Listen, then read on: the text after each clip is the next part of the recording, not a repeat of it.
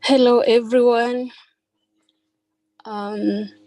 Good evening and good morning from wherever you're joining us from.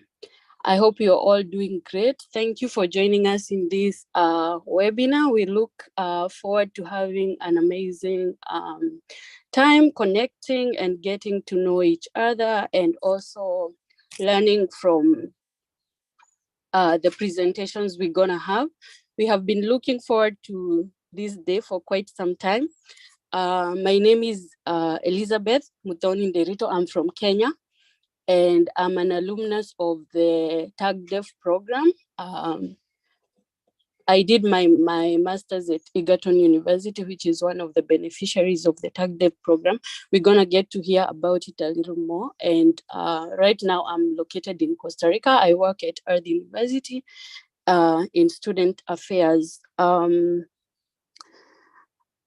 This forum of the movement of change makers is a forum that is majorly, we're gonna be talking about our experiences and how our lives have been transformed and what we have learned over the years. We're gonna be hearing from the alumni, we're gonna be hearing from some leaders, and I hope that we get out of this session with something. As we know, like Africa right now is the youngest population as we speak, and as much as, like with 30%, with the population of 70% being below 30 years old. And as much as we have a very big population of young people, there is still a mismatch between the employment opportunities and the number of young people. So we cannot keep on saying that we are the leaders of tomorrow. We have to lead now. The leadership is now and not tomorrow. So, and because of that, the MasterCard Foundation, for example, has been coming up with different projects and programs that are trying to strengthen the African population, young population. And one of it is the Tag Dev program, which has been funded through the RU Forum. And I don't want to waste much time. We're gonna hear more about it. So right now I'm gonna introduce our first keynote speakers, and we're gonna be hearing from Associate Professor Egeru Anthony. So please, the floor is yours. You can take the lead. Thank you very much, Muthoni. Good afternoon. Muthoni, good morning. I know it is still very early in the morning from Costa Rica. It must be 5 a.m. Either 5 a.m. or 6 a.m. by now. So yeah, it's 6 a.m. So you have woken up quite early. So in this meeting, we need. You said we need to have Professor Abebe part of it. Okay, so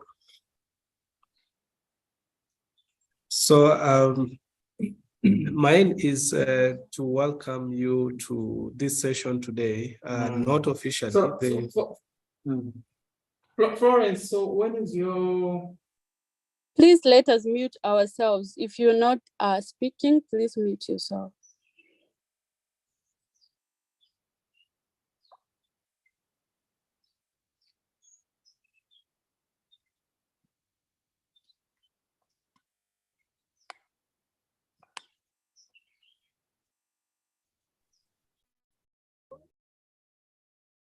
Yeah, mine is more about providing the context more about the TAGDEV program.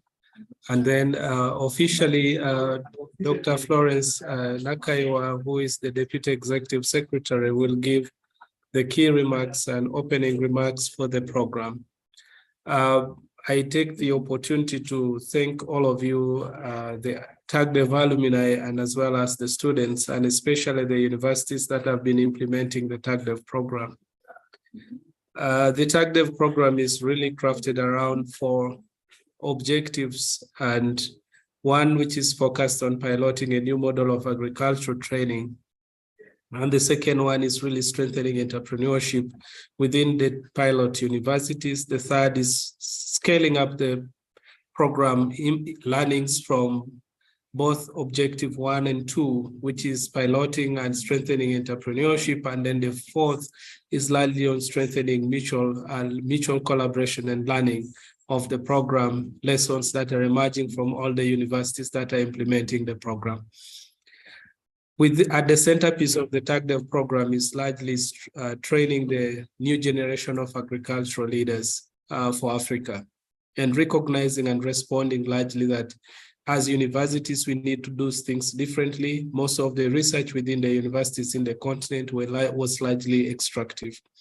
And now we are trying to change the way universities do research and ensuring that universities are facilitators of development. And along the way is largely that then we begin to train a new breed of agricultural leaders, young people who are committed to providing leadership in the fields where they are, and therefore so that as they study, they also provide a net gain to the communities that they work with. But also through that, they're able to create opportunities for themselves and for the other young people around them. So that context is really what brings us today that the TAGDEV program has been operational now for 7 years. And with it is now that because it has been operational for 7 years, people have come in, they have graduated, they're now out there doing a couple of things. Young people are still on study, but they're doing a couple of things. So we are really going this day to be able to hear from the young people. Ours as the secretariat from the RU Forum side and the implementing universities is likely to take back a seat and listen. The way one would say, if you're a pilot, sit back, relax, and enjoy your flight. So really from my side, it's really to welcome you and say, all the panelists, we look forward to hearing from you. We will sit back, relax, and enjoy the presentations from you. Thank you very much. Over to you, Muthoni.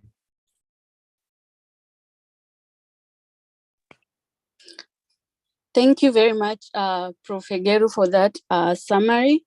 I'm so sorry I have to be with my video off right now because I am having some technological issues, but I hope like in the next few minutes that will be sorted.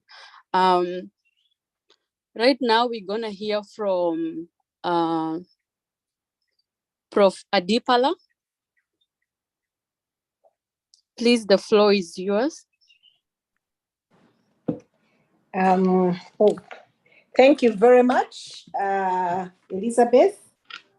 And I am not Professor Adipala, but I stand in the shoes of Professor Adipala. So this improves. Okay, I stand in the shoes of Prof. Adipala to listen to change makers in Africa, and that makes me very proud. As Prof. Hegeru was saying, it is time for us to sit and relax. So I bring you greetings from Professor Adipala, and what I'm going to read, as you will realize, is Professor Adipala's speech as he drafted it. Unfortunately, he's not able to join us today, so I stand in his shoes to deliver his message. And here goes. Forum alumni, young and old, senior and young, here and on the continent and beyond the continent, ladies and gentlemen. It gives me great joy to offer my profound remarks today for 4 reasons. This is the second time The Roof Forum alumni are leading an online event and bringing together alumni and to connect with the public. Much younger alumni who have completed their studies in the last 1 to 2 years have been at the forefront of organizing this event, and I'm really proud of that. The program is rich in scope and content. And as you may or may not know, this is probably my last official event to officiate for the alumni in my capacity as Executive Secretary. So I'm reading Prof. Adipala's words, and this would have been his last event to officiate in his capacity as Executive Secretary. Needless to say that he will officiate much more in his other capacity, even after he has left the post of Executive Secretary. When Roof Forum started in 2004, the Vice Chancellor has cautioned me that Africa is full of failed projects and interventions. Please do make us proud as a successful investment in the continent. Today, this event marks one of the significant progress that Roof Forum has made in placing young people at the center of development facilitation. As you may be familiar with the saying that the youth are the future leaders. I know Elizabeth mentioned that earlier. This societal construction has for centuries locked many youth in confined silos of progress. While within Roof Forum's programming, the youth are at the center of disruption, the youth do represent the present and future reality of Roof Forum and indeed of the African continent. Ladies and gentlemen, this event today will demonstrate to you the steps Roof Forum has walked with these young people to become leaders in different walks of life. The speakers today are persons that have undergone immense individual transformation. Through them has institutional transformation evolved, and through their individual and collective actions, communities across Africa are benefiting from their efforts. Indeed, they are change makers. Ladies and gentlemen, building a movement for change makers in Africa is about putting young people at the center of leadership, at the center of driving change from within and out. It is about giving opportunity, audience, and a stepping stone for the young people to demonstrate their capacity to take charge of the community and national processes. Today, you will be able to witness the power this kind of approach has in empowering young people to be the leaders of today, whilst setting the challenge for the future. Finally, I call upon universities and learning institutions in Africa to open up and allow young people in their institutions disrupt the continent. Disruption in many ways is often unwelcome in a regimented society, but we need disruption. If humanity is to survive and if Africa is to take its space in the global competitiveness. Otherwise, failure to allow the potential of young people to be confined will exacerbate negative disruptions at a later time. Young people listening and contributing today, you are the reason we wake up every morning. Thank you for making us proud. Thank you for making Africa proud. I thank you very much for listening, and I'll sit back and enjoy the discussions that you're having. Thank you very much. Over to you, Elizabeth. Wow, thank you so much. That is such a powerful speech. It's so sad that he's retiring very soon. We're gonna miss his leadership, but I hope he'll be in a position whereby if we need his mentorship, if we need him in whichever way, I know he'll always be there for us. There is one important thing that he said that has stuck with me, that putting young people at the center of leadership is what is going to change our continent. Because as I had mentioned earlier, we are the largest population. So if we are not in leadership, then who are these 30% who are leading? So thank you very much for giving the speech on behalf of Prof. Adipala. We hope we get to meet another time with him. We're gonna now hear from Prof. Michael Hauser, who also happens to be my former boss. It's so good to have you here. So please go ahead. The floor is yours. Thank you. Thank you so much, Elizabeth, and such a great pleasure to meet you in this forum. I have a PowerPoint presentation, which I will now share with you. And in doing so, I'll switch off my video because I have a shaky internet. Right, ladies and gentlemen, Elizabeth, Nderito, Professor Igero, Professor Nakaiva, also on behalf of Professor Adipala, who, by the way, happened to be my counterpart when I was chairing Agri Natura in Europe for several years, quite long ago. It's a tremendous pleasure to be here with you. Thank you so much for having me. And to speak about the movement of change makers in Africa. Well, I must say I've been fortunate to work with Africa's finest change makers, with farmers, with companies, civil society organizations, universities, and Roof Forum. Roof Forum is one of the big change makers in Africa. I was also lucky to be at the right place at the right time to be part of change, like change that we initiated through the international training course on organic agriculture in East Africa, 5 universities that progressed the organic and sustainable agriculture agenda. And I see a few alumni from this training program on this call. And that takes me straight to the first big question: what are change makers? Who is a change maker? Well, here's my simple definition. A change maker is a person or an organization with the capability to initiate, lead, and follow through change to tackle a societal problem. Now, we all know what a societal problem is, depends very much on society's perception. Just take COP27 and climate change, the climate crisis we are all facing. Perceptions are very different. So the role of change makers is also to change societal perception about and of problems. And these are individuals, these are collectives, these are organizations. And here are a few examples of change makers I came across, I've happened to work with. And this is just a small fraction of the change makers I keep running into in Africa.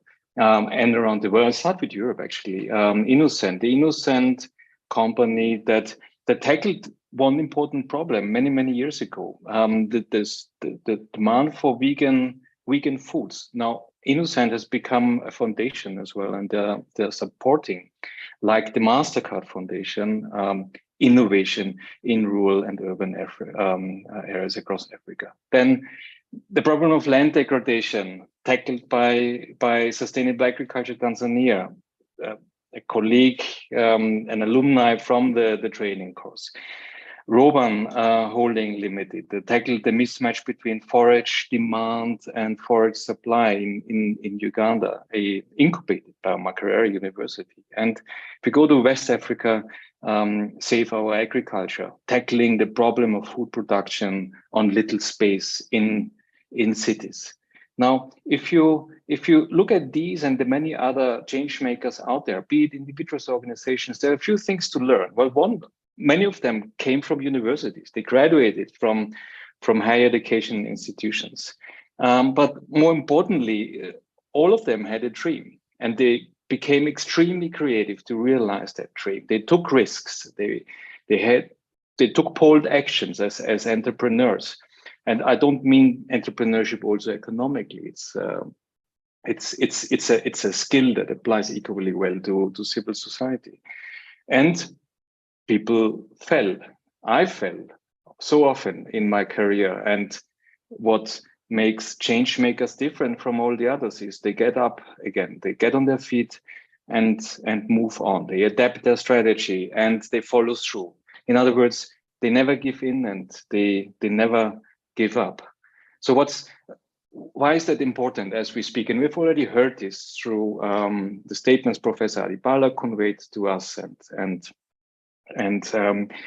you know, when you open the papers, yeah, it's the global crisis we're in, the sustainable development goals, especially number 1 and number 2, that is far of reach. We are all here for advancing agricultural transformation, not only in Africa, but globally, transformation towards more equitable food systems. And there is resistance out there. Not everyone supports that. Hence, change making is relevant in all spheres of life, not just in agriculture, but in the interlinked sectors along the entire supply value chain, actually within the entire food system. And that's important because change doesn't fall from heaven. It's not instant. It's an evolutionary process, despite it can be disruptive, and yet it is happening often simultaneously at different places at the same time, and that requires different functions of change making. We have people who are good in connecting. We have organizations who finance the crazy ideas out there, who provide expertise, who lobby, and Professor Adipala already mentioned, who disrupt, who shake the tree, so that new sprouts can emerge. What have universities to do with all this? Well, if you look at the traditional role of university, then it's obviously research, so generating information that becomes knowledge, and training students. So that's the lower level, or the lowest level of the pyramids that you see here. But the second, more sophisticated capability development that universities also must do is to help graduates to move into alliance, to become members of movements, and certainly leadership development. We already heard that, and I can't overemphasize the importance of leadership. Now, often universities are well equipped to convey information and generate knowledge, to develop alliances, but leadership is often at stake. So what Roof Forum does with the MasterCard Foundation, the DuckDev program, is exactly that, moving upwards from improving the training and learning infrastructure, enabling students and graduates to ask the right questions. Often we get good answers, but simply to the wrong questions. But also question beliefs that we have, eventually incubate good ideas. Now, that takes me to the challenges that we still face out there. It's easy to put a transformative educational program on paper, yet there are limiting beliefs out there. There are all sorts of people who say, no, this has never worked. It's not going to work in future.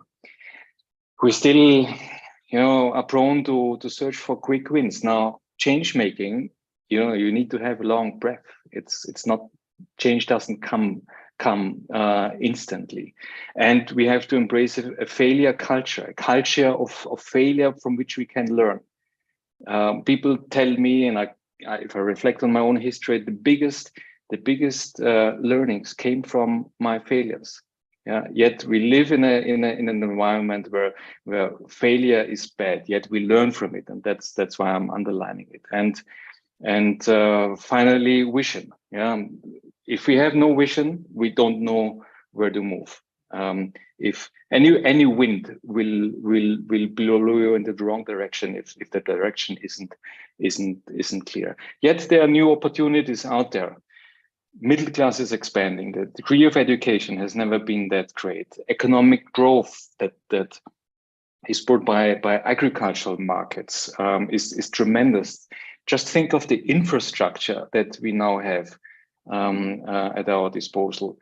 Kenya and Uganda are the countries amongst the highest tech hubs and co-working spaces on this continent. There's business development and startups, and there's a political framework that becomes increasingly conducive for innovation, transformation, and eventually change. And this takes me to the question, where to go from here? Well, I think we'd have to learn from what RuForum has done with the MasterCard Foundation, the DACDEV program, and other initiatives, and help scaling them, embracing more universities in Africa and Asia, in Europe, in the United States. And that goes along with creating incentives for staff and students to experiment. Experimentation is the core of innovation.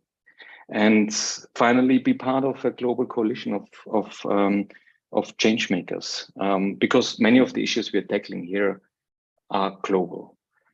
And with that, ladies and gentlemen, let me say that I'm extremely positive and optimistic regarding this new generation of change makers, the alumni on this call and many others out there. Keep going regardless of what's happening. Never give in. Keep it up. And I look forward to sitting down now and listening to all the great stories that come up on this call. Thank you.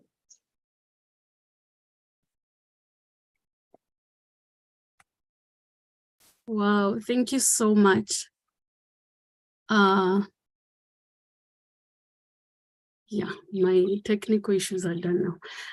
Thank you so much for that amazing presentation. Wow, it's always great to hear such words of encouragement, especially when we are young people trying to make change in the world. Sometimes it can be quite challenging, but as Prof. Michael has mentioned it, like you have to get up. You can't just sit there. You have to rise again. You have to keep trying, because change doesn't come instantly, and it can be quite challenging. So yeah, thank you so much for those words. And right now we are going to go to the next session of this activity of today, which is the first panel discussion, which will be led by my colleague John Mugonya, is on nurturing youths for agribusiness, innovations, enterprise development, and employability. Here you're going to hear from some young entrepreneurs who are doing amazing work in Africa. So John, please, the floor is yours. Thank you so much, Elizabeth. My name is John Mugonya. I am the Program Manager, Uganda Entrepreneurship Alliance. I am greatly honored and humbled to moderate this session. The session is about nurturing youth for agribusiness innovations, enterprise development, and employability. Allow me start by framing the session, the discussion, and then introduce the panel. To address the youth unemployment, migration, and related challenges in Africa, we have to develop and support youth to own businesses. The MasterCard Foundation and RuForum realized this need and funded the DACDEV program to enhance entrepreneurial training in universities and develop business owners and leaders in Africa. The program aimed at, among other things, stimulating creativity, innovation, and mindset change among its students. RuForum and partner universities, Gulu and Egerton University, have carried out the program activities for the last 7 years. It is important to look back at the impact of the program for lessons to carry forward and adaptations needed to leverage emerging opportunities for community, institutional, and systems transformation. For this session, there are 3 panelists who will highlight issues from their own perspectives. Each panelist will be given up to 5 minutes. Panelists are advised to keep checking the chat box and question and answer boxes for questions addressed to them. We will have 10 minutes after the panelists' presentation for questions and comments. It is now my singular honor and pleasure to introduce the panelists for this session. I would like to share my screen as I introduce the panelists.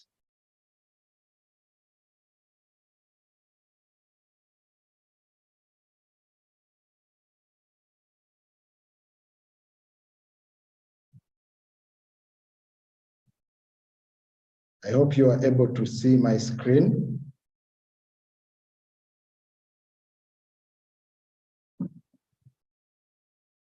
Mr. Samuel Mwangi is the executive officer and founder of Protas Technology Company, which is located in Njoro, Nakuru, Kenya.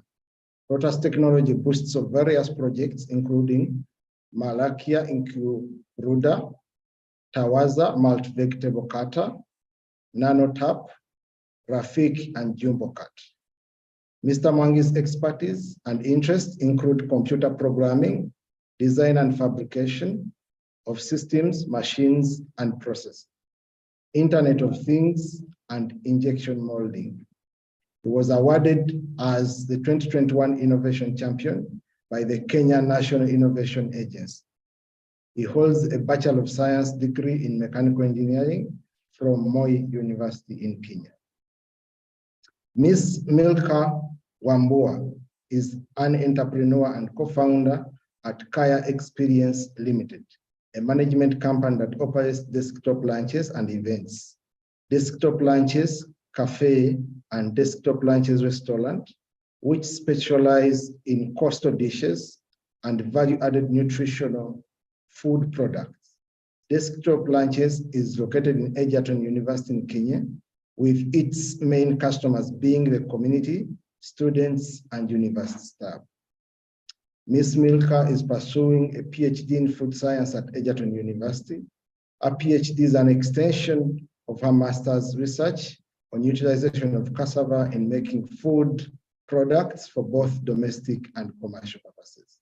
Her areas of interest include food product development, quality assurance, food chemistry. She holds a Master of Science and a Bachelor of Science in Food Science and Technology, both from Egerton University. Ms. Redempta Mbula Mutinda is the Skills Development Expert Assistant at Educans Kenya. She is engaged in a work-based learning program pursuing an advanced master in international development from Radboud University, Netherlands.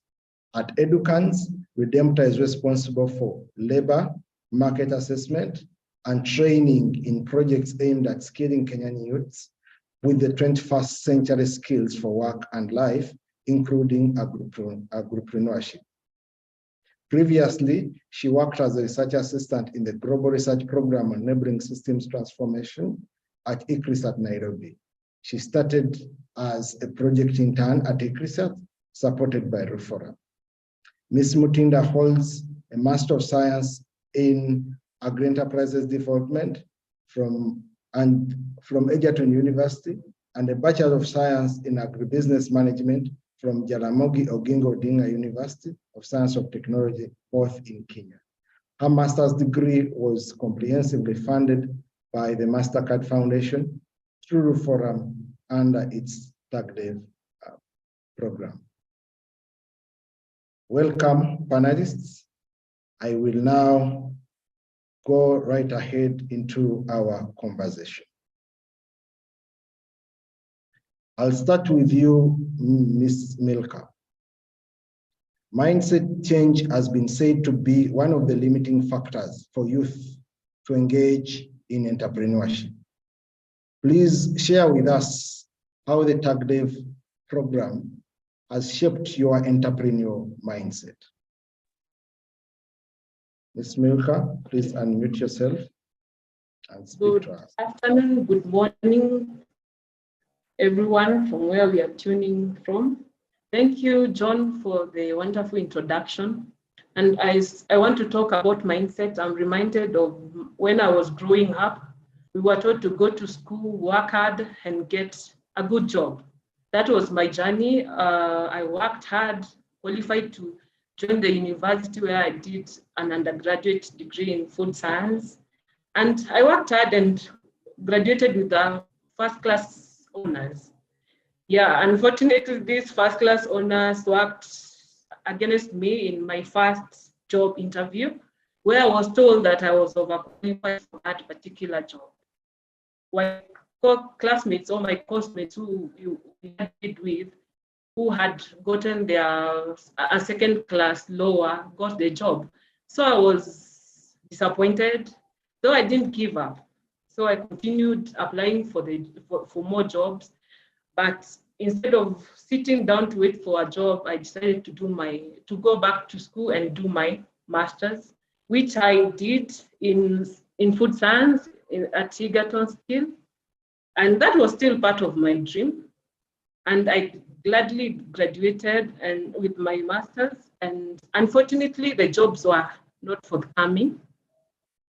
So I sat down and started analyzing my life, and I was like, what's next for me? And I was reminded of this famous story in the Bible about Moses, when God asked him, what do you have? And for me, when I was doing my master's, I used to cook for friends, for families, when they had maybe birthday parties and maybe graduation parties, and everyone loved my food. And some of them could suggest to me, why can't you turn this into business? So that is how my entrepreneurial journey started. And that's how I met the Tag Dev program, where they have been very instrumental in my journey. They really came through to make me actualize my dream. And I was able to be financed, was able to get a place to set up my business, and I was also trained on how to operate my business. And for this opportunity, I want to thank Tag Dev program through MasterCard and also through Forum, because without them, without their input, I could not be where I am today. So what I've learned through this journey is that I was able to change my mindset, because of that you are supposed to go to school to just get a job. But I learned that you can go to school, put those skills that you've learned in school and experiences to turn into a business, and this can even create more opportunities for other people. And I would want to urge every young person who is in this meeting, and even others that will hear of this message, that we need to change the mindset that we have to just to go to school and get a job, but we can be the job creators. And this will provide or will create a good continent for us, where we have many opportunities, job opportunities for everyone. So thank you. Thank you so much, Ms. Wamboa, for that elaborate and encouraging answer. And yes, I agree, and I think everyone agrees in this room that it is important for us as youth to disrupt the status quo, and for us to achieve that disruption is by first disrupting our minds. Thank you for that. I'll now ask Redemptor to unmute. Redemptor, my question to you is about your work at Educans. At Educans, you're supporting the youth skills development programs. Could you please tell us what, in your experience, are the key skills that youth needs to have to be relevant in today's society and changing world? Redemptor? Thank you, John, for the introduction and the question. First of all, I'm going to share my personal experience, and also I share the experience from the work that I have been doing with Educans and my previous work. So to start with, we have different skills that the market demands, ranging from the technical skills and non-technical skills. I'm just building on what the previous speakers have said about the skills. And to start with, we know that we are moving towards decarbonized and resource efficient economies and societies. And what does this mean? The green skills are quite much demanded in the market. And these skills ranges from any innovation that promotes low emission of carbon into the atmosphere. And for example, we have skills like wastewater management, things like recycling water, recycling the solid waste, plastics, glass, how we can manage these waste. We need, these skills are much needed in the economy.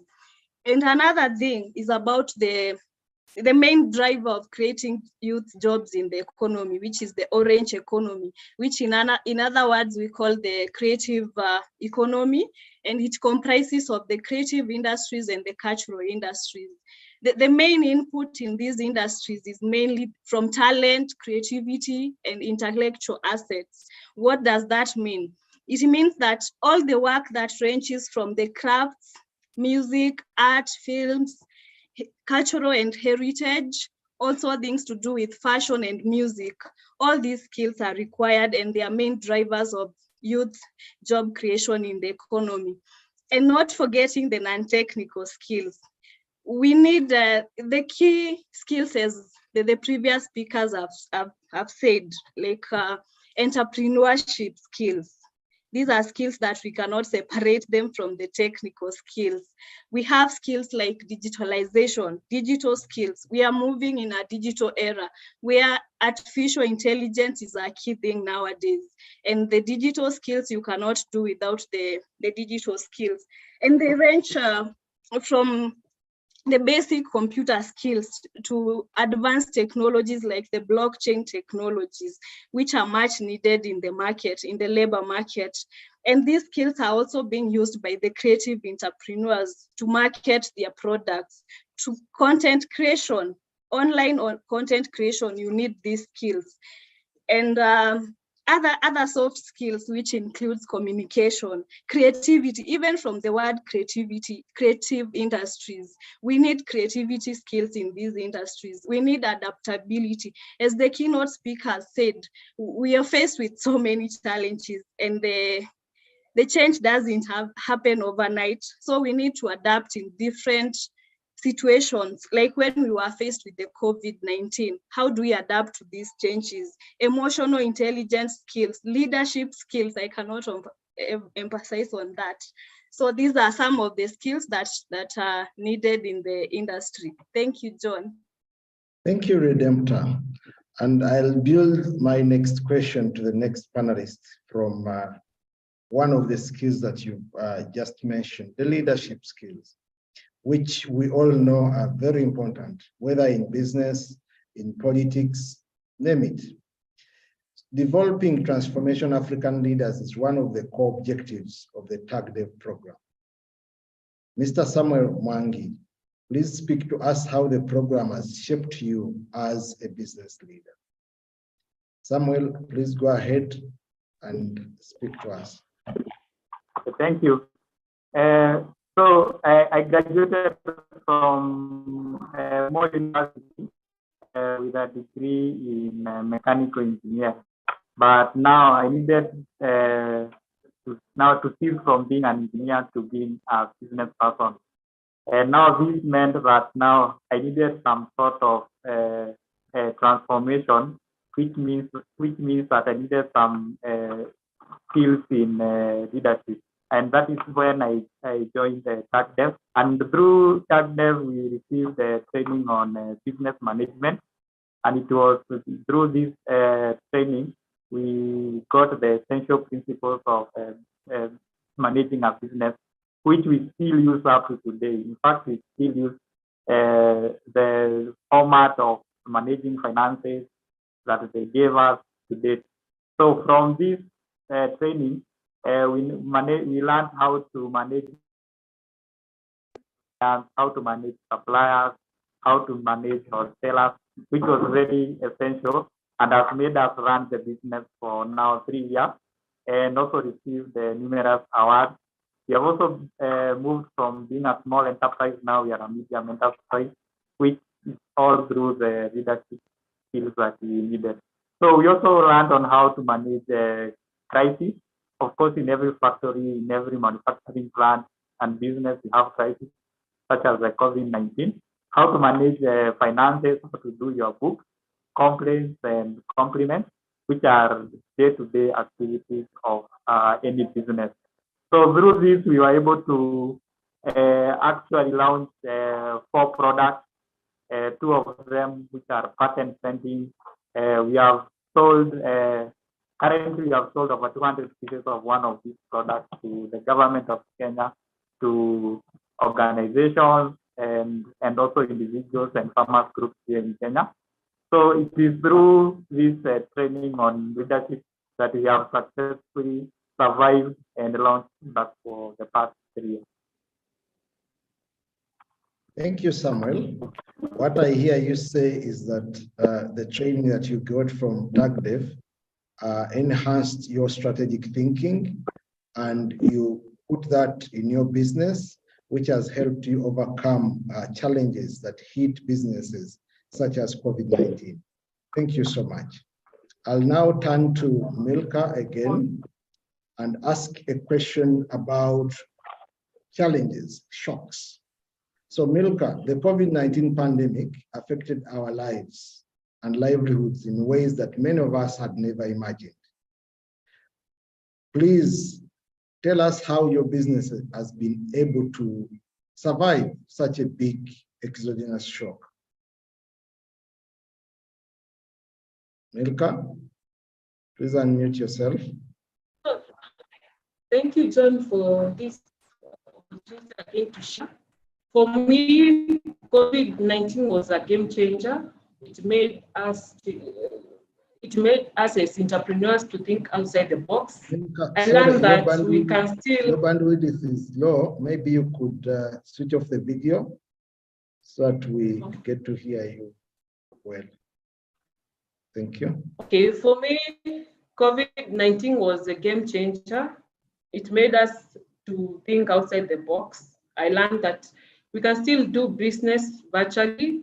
It doesn't have always to be physical. And for my case, especially, the concept of marketing our product online was fully actualized during this time. The food delivery concept also worked for us best during this period. And we also learned that we should not put our eggs in the same basket, that we are supposed to diversify our product and services. And for our case also, being our main customers were the students and also the hackathon staff, it meant that if the university had closed, then we were out of business. And so COVID-19 made us think of setting up the business in another environment that was not that much affected by the closure of the university. And this made that we were able to operate now from January to December. And actually, the new setup is already fully operational. Yeah, so this made our dream come true. Thank you.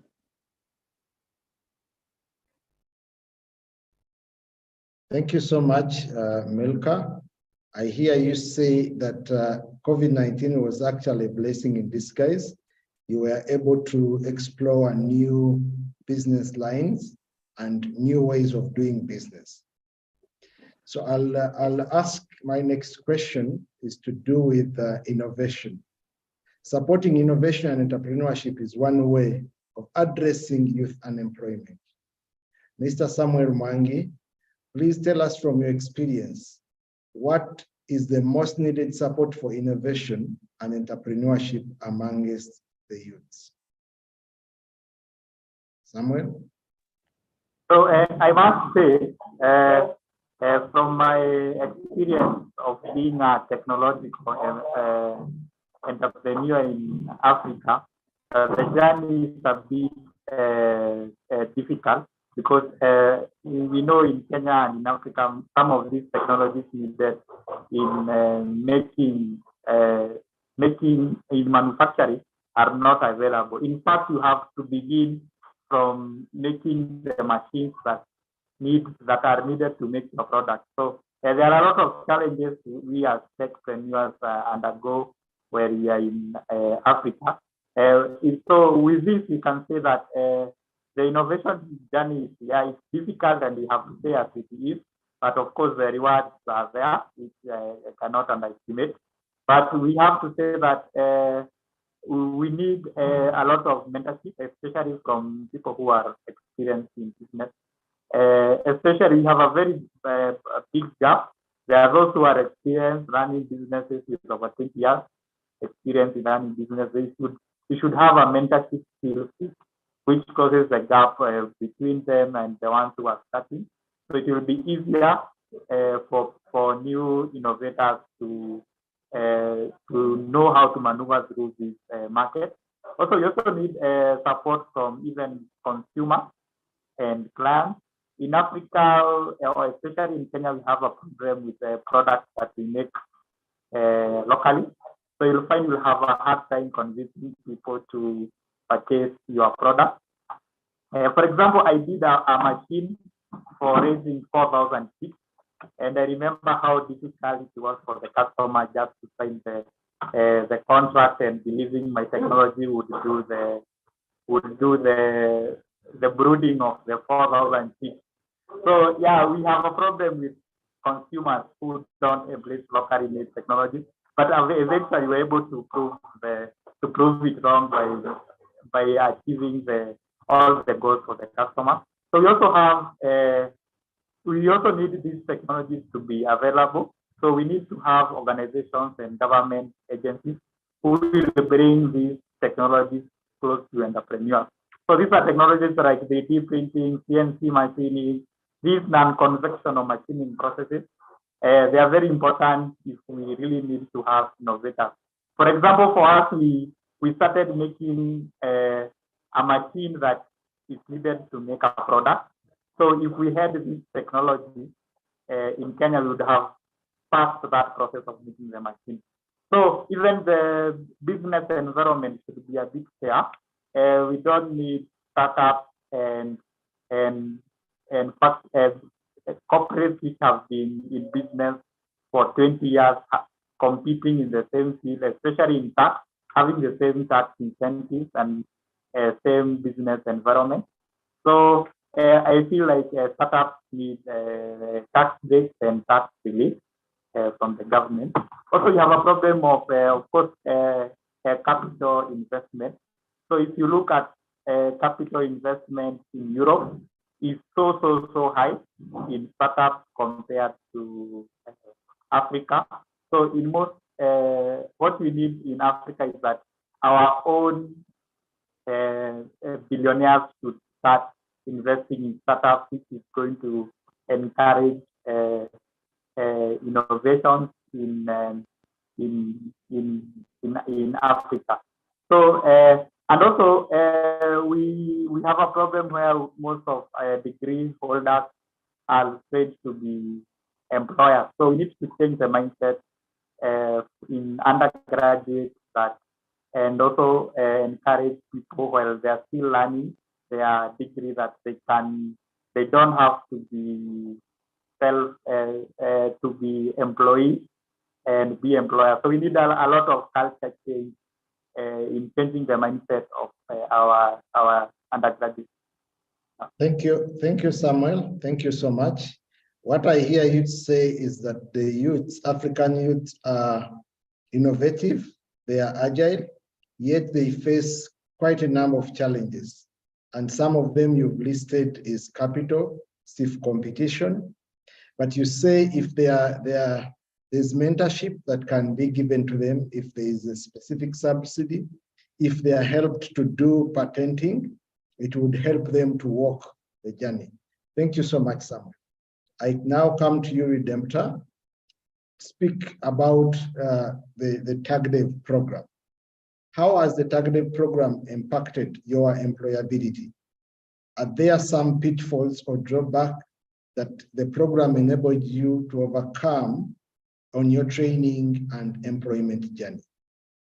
Redemptor, please go ahead. Thank you, John. When we start talking about the impact of TagDev in my career journey, we can talk about that for a whole day, but I'm going to summarize it. So to start with, we know the challenges that our education system is faced with. And in most cases, the curriculum is mostly theory-based. And you can find a graduate who comes out from the universities with the degree, but they don't have the practical skills. They are mostly theory oriented. I would like to commend the experiential learning approach of the Tag Dev program. I really learned a lot from the approach. We were exposed to community engagement, where you learn the practical skills, you learn the real things that are happening out here in the agriculture industry. You connect with the farmers, you connect with the community, and through these engagements, you gain practical skills. And also to add on that, we are supposed to learn to run an enterprise, where we had an enterprise where we assessed, and through the enterprise, you really learn a lot about entrepreneurship journey, how to start up a business, how to run a business, the issues of the skills that I was talking about, the teamwork, because you are supposed to do it in a group. So the teamwork skills, there you exhibit them. You have to learn to work with teams. The leadership skills also, you have to strengthen your skills through the arrangement, and that really helped me in my career journey. I've learned a lot. Another thing, the training is not only based on what is in the curriculum. We were trained on soft skills. I cannot overemphasize on the soft skills. I remember when we joined the program, we had a session on social media skills, how to present ourselves online, and it's that time when I cleaned my social media account, I learned that as a professional, you have to make your digital, your online presence good. It says a lot about you as a young person out here looking for jobs and in the job environment. So we also learned about how to do proper emailing. I see quite a good number of youths, they don't know how to present themselves online, and that was a plus. The soft skills was a plus for us. We learned a lot from networking skills. We were exposed to different networking forums where you meet the employers, the stakeholders in the industry. We were also connected to the employers through the mentorship programs, the internships. I got to be placed at research through forum connections, and that has really helped me because I needed the mentorship in the research skills. Yeah, so I can say that I usually say I owe my career progression journey to forum. Thank you. Thank you so much, Redemptor. What I hear you say is that the MasterCard Foundation and Ruforum have really contributed to the journey that you are on. It is encouraging to know that you learned these skills, you honed them, and you are now passing them on to other youths that need them. I think that is encouraging to the funders, but also to the leaders of the continent to know that there's a generation of youths that is coming up. I see that our time is fast spent. I've seen a question here in the box. I will ask. The first question goes to Milka. What was your strategy to beat your competitors? Milka, if you could unmute and answer this one in 30 seconds. Okay, for me, what was the strategy was, it's my passion first to, like I said, that people love my food. So I think that part of having quality food and looking at the profit margin, but which is also important, that stood out for me. Yes, the passion in it, doing whatever you do with passion. All right, thank you so much. I didn't say who the question was from. It was from Emmanuel Mugwaneza. So I read the next question, and I don't see another question here. We stop there after this is answered. And I think, Milka, you will help answer this because you are the one in the food industry, but other panelists can also add because it's open. So it's coming from someone called Stefani Galatova from the Food and Agriculture Organization of the United Nations. He says, FAO is keen to understand how agri-food SMEs can produce nutritious foods that are affordable for lower income consumer groups. We often see trade-off between nutrition and cost. Healthy foods tend to be more expensive than carbohydrate-rich foods that are generally cheaper than foods containing protein, vitamins, and minerals. How can we address this challenge? Do we have any experiences of agri-food SMEs that are able to produce nutritious foods whilst being economically viable and making a profit? Milka, you could start, and maybe if other panelists can add on, we have a minute to answer this. Okay, what I could say is that I don't think maybe when you say protein sources are more expensive than any other, because we still have many other sources of protein that you can get that are locally made. And for example, we have the plant sources that have very good sources of protein, and they are not expensive. And for me also, when we talk of agriculture, is very important. And if we could do even our own, like eggs are not expensive, while they have very good sources of protein. And I'm sure everyone could access that. We have milk, and this milk can come from any other source apart from, it doesn't have to come out from the cows. We have even goat milk, we have camel milk. So depending on where you come from, then you could have all those sources, sources of protein that can supplement the carbohydrates that we have. So I don't think we only have expensive protein sources, but we have also others that come from plant sources that are very cheap and affordable. Thank you. Thank you so much, Milka. Our time is fast spent, so I'll suggest that you go right into the Q&A chat box and answer some 2 remaining questions. I now give the microphone back to you, Elizabeth. Thank you very much. Thank you so much, John, and the whole panel. What a panel. Thank you. If there's anything that I'm hearing from everybody that is talking is like, we need to have a mindset change. I think that is like the game changer in this whole perspective of making change in Africa. Thank you so much to that panel. We are really running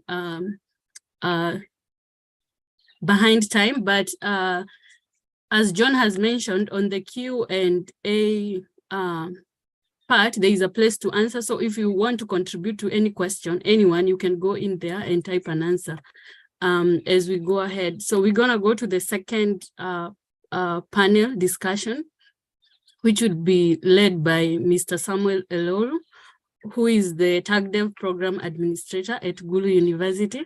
Samuel, please, the floor is yours. Thank you, Elizabeth, and colleagues on the call. As John has mentioned, the time they entered some of my time, so I won't take a lot of time. I will just introduce the session, and just to state it clearly, this session is about empowering communities through sustainable farm-based micro-enterprises and advisory services for food and nutrition security. The purpose of this session is going to be for us to get the experience of some of our alumni who have been particularly engaged after their studies in the field of promoting this sustainable micro-enterprise development. And I just want to put a bit of background to the whole session, is that if you look at the data on African agricultural landscapes, you realize that majority of our food producers fall within the smallholder category. And that means that this category needs to be focused on particularly in order to move majority of the producers into profitable but also sustainable production. We have 4 of our TAGDEV alumni that have been engaged in several ways in promoting this micro enterprises development. And particularly, we are going to be listening to their experiences on 4 key areas. The first area is about sustainable micro enterprise development itself.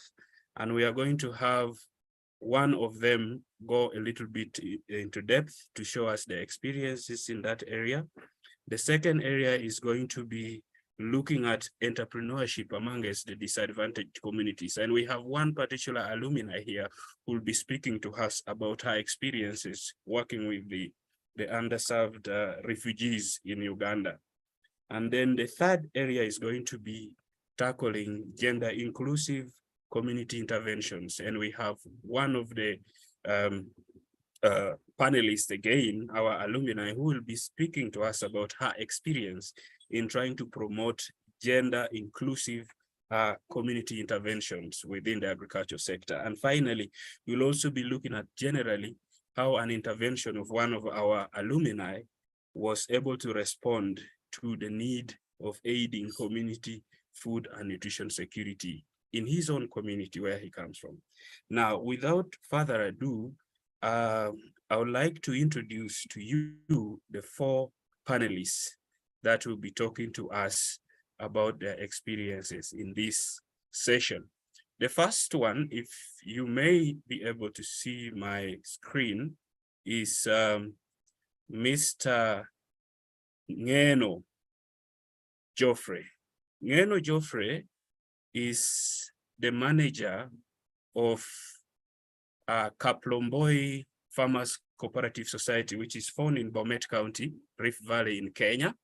And he is the overall projects manager at the cooperative. His focus areas are on climate resilient agriculture, focusing on a futuristic approach for tomorrow, and challenging youth to particularly get engaged in driving the agenda of climate resilient agribusinesses. Ngeno is highly skilled in entrepreneurship, agricultural economics, rural development, marketing, and project implementations. He is an MSc in agri-enterprises development obtained from Egerton University, and also holds a Bachelor of Science in Agricultural Economics and Rural Development from the Jomo Kenyatta University of Agriculture and Technology. The second panelist is going to be Mr. Gordon Victor Akejo. He is an entrepreneur and the founder of an organization that is called GAO Uganda Limited, which works directly with farmer groups and individual small-scale farmers at grassroots levels in northern Uganda. They provide agricultural knowledge capacity building and access to farm inputs as their main focus of training. Gordon is an ambassador and brand advocate for the Baobab platform, which he has been doing since 2018 up to now. His dream and vision are to empower all smallholder farmers in his community with the technical relevant skills and knowledge by offering agricultural advisory services in order to increase food production and reduce food insecurity and poverty. He's currently in his final year pursuing a Bachelor of Science in Agriculture Education and Extension, a 4-year course at the Egerton University in Kenya, which has been fully sponsored and supported by the MasterCard Foundation through the Forum Network. Our third panelist is going to be Marvin Nafola. Nafola Marvin is a social behavior change and communications officer at Andre Foods International in Uganda. She serves as the gender protection focal person in the organization, as well as the procurement focal person for the sub office where she works. Her work revolves around promoting and supporting, as well as protecting social behavior change practices through awareness creation, individual counseling, establishing and supervision of mother care support groups, and supervision of community health and nutrition education interventions in the organization. Marvin Nafula holds a Master's of Science in Food Security and Community Nutrition from Gulu University in Uganda and a Bachelor's of Science in Animal Production and Management from Busitema University, also in Uganda.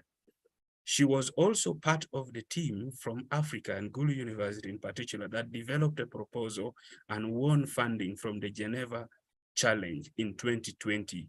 This funding implemented a climate smart agriculture project that addressed the challenges of social inclusion at Imvepi refugee settlement camp in West Nile in Uganda.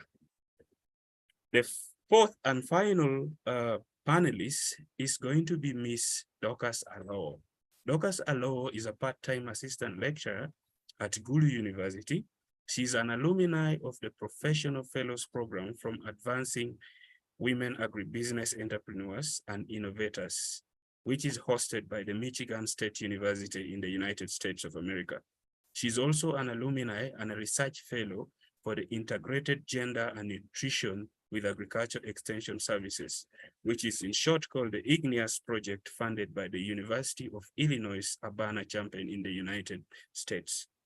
Dorcas is particularly experienced and has expertise in facilitating trainings on simple, innovative, and sustainable processing technologies, focusing on value addition of agricultural products that can be adapted by communities for social economic change. She currently holds a Master of Science in Food Security and Community Nutrition of Gulu University and a Bachelor of Science in Human Nutrition from Makerere University. She is also a PhD fellow at the Faculty of Agriculture and Environment in Gulu University, a program in which she's being supported fully by Ruforum and MasterCard. Now, having introduced our gallant panelists, I would like to go straight and start the interaction session. But as I go there, I would like to remind you, the rest of the attendees, that you could join us so that we do not waste a lot of time. You can go to the Q&A section whenever you pick up something so that we can try to pick those questions before the panelists are finished. Also, you can go to the chat and put your comments or any recommendations for the panelists and for further discussion. Now, I would like to start the discussion with Ngeno Jr., Ngeno Geoffrey Jr., and I'm going to ask you questions in 2 rounds. That is just to guide you in the discussion. As I said, this is about sharing your experience. You work for a cooperative that, from what we know, is located in a rural setting, and you're trying to move them into a new way of doing agriculture. That is by building sustainable and resilient climate smart agri enterprises. In your own experience, how do you apply and what mechanisms do you apply to ensure that these members of community that are actually in a rural setting, that are being introduced to a new way of doing agriculture, how do you ensure and build their capacity to participate fully in this movement? Mr. Geoffrey Ngeno, the floor is yours. Wow, thank you. I'm audible. I hope I'm audible. So thank you, Sam, for the good introduction. My name is Geoffrey Ngeno. I'm from Kaplomboy Road Farmer Cooperative. It's a farmer cooperative located in a rural setup in Bomet County. Now, the mechanisms that I am embracing in that in Bomet County, so maize, which was our main cash crop in the region, has been affected by the climate change, And now that the farmers in the region are facing some challenges in having the income from the crops in the region. And we have as a cooperative, we saw, or with my leadership in that cooperative, we saw it is wise to diversify from the maize, which has failed, and we diversify to the underutilized crops, which in this as well can give some income to the farmers. And with our underutilized crops, we ventured into the common beans. And with these common beans, again, we went ahead to high yielding beans or varieties which have been modified again to be tolerant to some other adverse weather conditions. And as a cooperative manager, I lead the team in mobilizing the community to adopt these or to commercialize these types of beans. We recruit them as a farmer groups so that it is easy to reach and also to operate or to work with them. And again, it is some of these trainings which we are offering them. We want them to adopt climate smart agriculture so that they can excel in this farming of these beans. And we are training some climate smart agricultural practices, including or beginning with this adoption or use of this high yielding variety of beans. We are also training them on some weather forecasts. We are also training them on how to manage soils, and we also encourage them, or we also train them on how to minimize some soil disturbances and even agroforest, which these are activities which they can help them to overcome the climate change effects. And as a cooperative as well, we are also linking them to the market. We do aggregate their produce. So we first of all, we provide them with these seeds, some on credit and others they can just buy on their own these types of varieties. And we aggregate. Once we aggregate, we also link them to the market.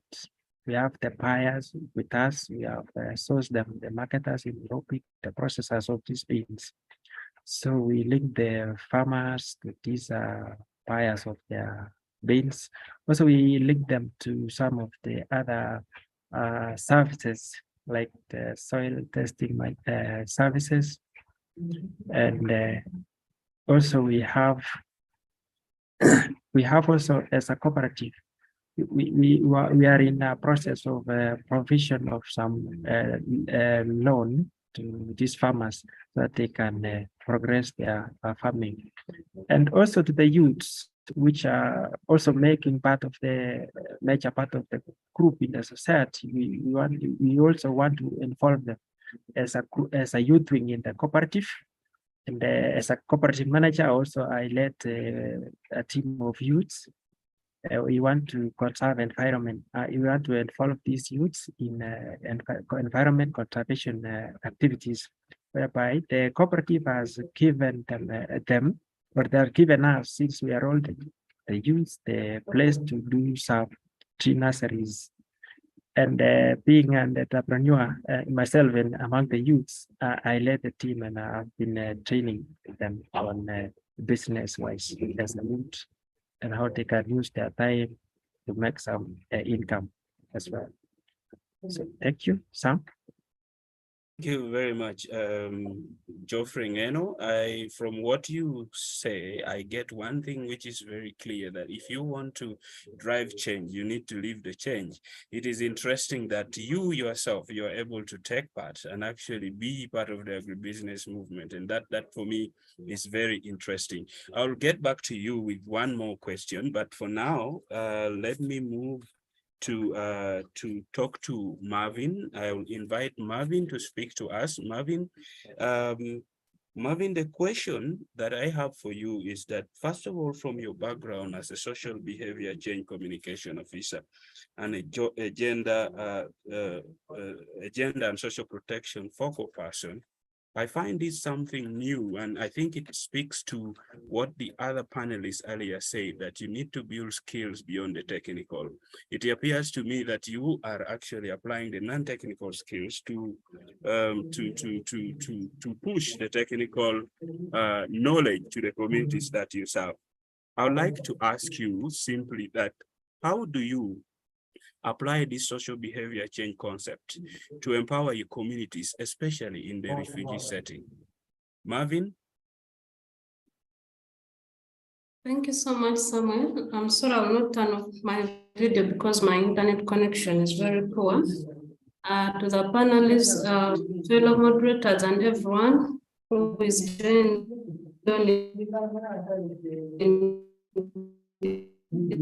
this call. My name is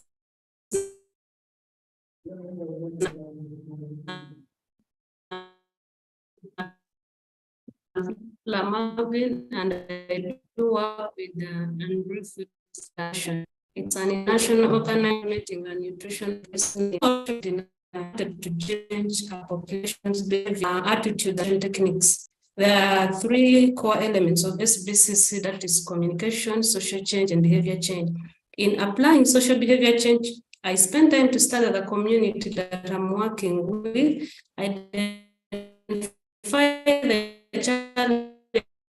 challenges that are affecting the community and relating them to the program that we are implementing, for group discussions, key informative interviews, one-on-one data collection, and community dialogues that I enjoy so much. My main goal in the organization is to conceptualize, design, and deliver tailored messages and approaches to promote positive change related to nutrition and health. I am personally largely involved in conducting on-site nutrition and health education and counseling on breastfeeding, complementary feeding, balanced diet, good agronomic practices, family planning, hygiene and sanitation, to mention but a few. I also conduct radio talk shows on topics like male involvement in child care, ANC and PNC, proper utilization of the supplementary rations. But on the other hand, I work in a very economically disadvantaged and culturally rigid setting. Therefore, we do combine our work with addressing both gender and social issues. Just like Samuel mentioned it earlier, I am also a gender and protection focal person. And as such, I occasionally organize the drama shows on prevention of gender-based violence. We also conduct nutrition and health education in schools on topics like menstrual hygiene, balanced diet. We also encourage our young girls and boys to stay longer in school. So as to spur social change, I lead efforts to build structures and avenues to enable change initiation. For instance, we do conduct food cooking demos on complementary feeding. We are also promoting what we call the African pig rearing. We are promoting the growing of orange-fleshed sweet potatoes, green leafy vegetables, and a resilient, drought-resistant variety of upland yams. We are also training the communities on how to make liquid soap and tippy taps in order to promote hygiene and sanitation. We also do work with, in partnership with other organizations, and we've worked with organizations like Mercy Corps to enable our beneficiaries to construct latrines for themselves. We also refer GBV cases on sites to organizations that handle GBV issues. Our beneficiaries have been referred to other organizations and they've received the services they need. We also have our beneficiaries being actively involved in the growing and consumption of orange-fleshed potatoes and the drought-resistant upland yams. I can say that the net effect of my work is personally fulfilling because I can see that behavior change is being realized in incremental ways. For example, adoption. 2 villages have been declared open defecation free recently. We also have the enrollment of children in schools that has gone up due to the wet feeding program and promotion of orange-fleshed sweet potatoes that is being done in schools. Thank you, and over to you, Sam.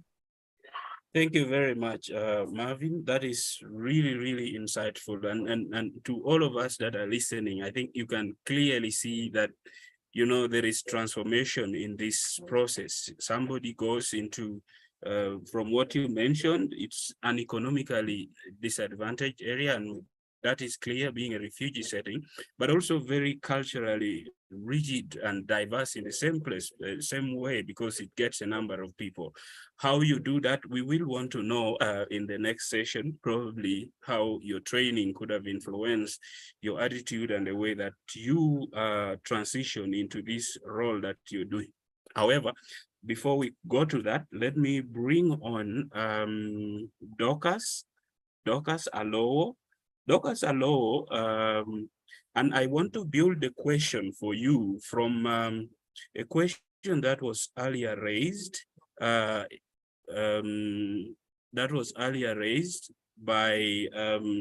I'm trying to recall that person, but it's a person from the FAO that had earlier raised the question, seeking to know if there are any experiences with SMEs, small and medium enterprises, that can produce nutritious yet low-cost foods that can be adapted by the communities. Now, Dorcas, I would like to invite you to briefly tell us, the kind of products that you deal in, and also explain to us how why the participatory process with the communities was important in defining the focus of your innovation. You briefly tell us about your innovation and why the participatory process was important, and also maybe try to answer the query that was raised by the person from the FAO. Dorcas, the floor is yours. Okay, thank you, Sam, and thank you for the elaborate introduction. I hope you can hear me. Yes, we can hear you. Okay, so my product, it is an SME. I deal in a composite flour, which is made of local resources, and it includes millet, sesame, and soy. So this product was motivated from the community attachment during my master's degree. And now actually it is now being commercialized, both on my side as a graduate and also extended it out to the refugee setting. But I think I'll talk more into the refugee setting in the next round of the questions. So this particular composite flour is a nutritious flour using local resources. And the main aim was to reduce the prevalence of malnutrition and micronutrient deficiency among communities in northern Uganda. So how did participatory action research motivate this innovation? So I would like to, because I have a master's in food security and community nutrition from Aguli University, and there's an engagement called community attachment, where all the graduate students have to participate in it. So during this community attachment, it helps engagement between the student and then the community. So during that engagement, participatory action research helped me to identify the right problem.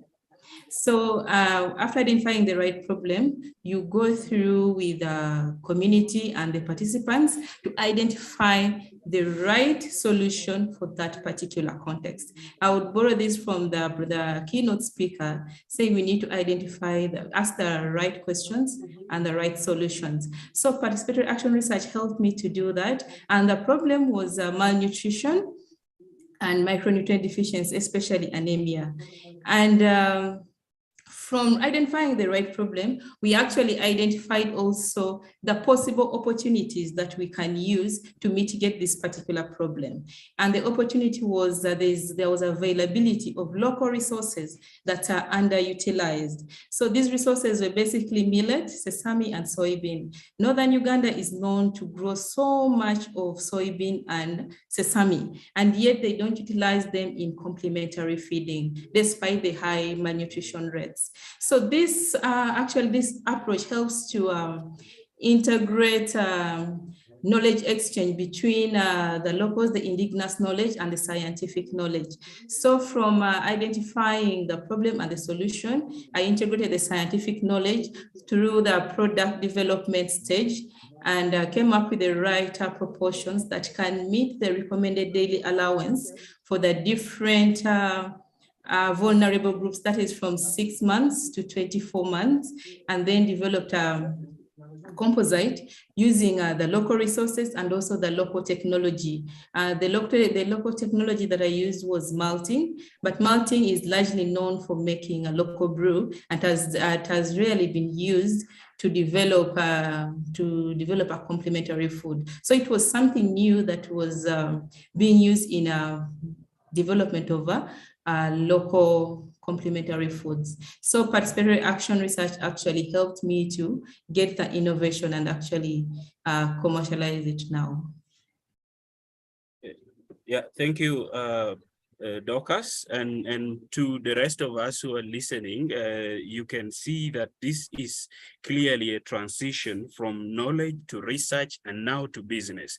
And just to remind us again, as Professor Egeru said, that one of the core things that TAGDEV looks at is actually enhancing also community engagement with the universities.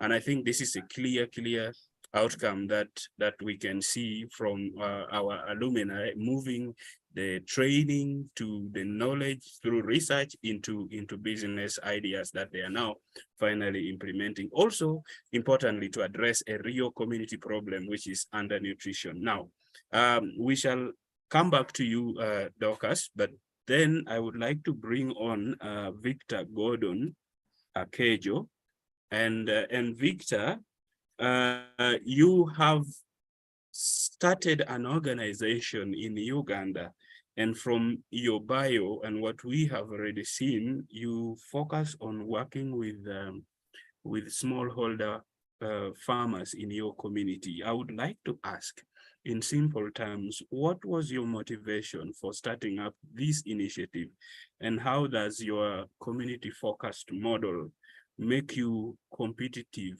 in the business? Because we know there are so many people who deal in agro inputs for that matter. So Gordon, over to you. Thank you so much.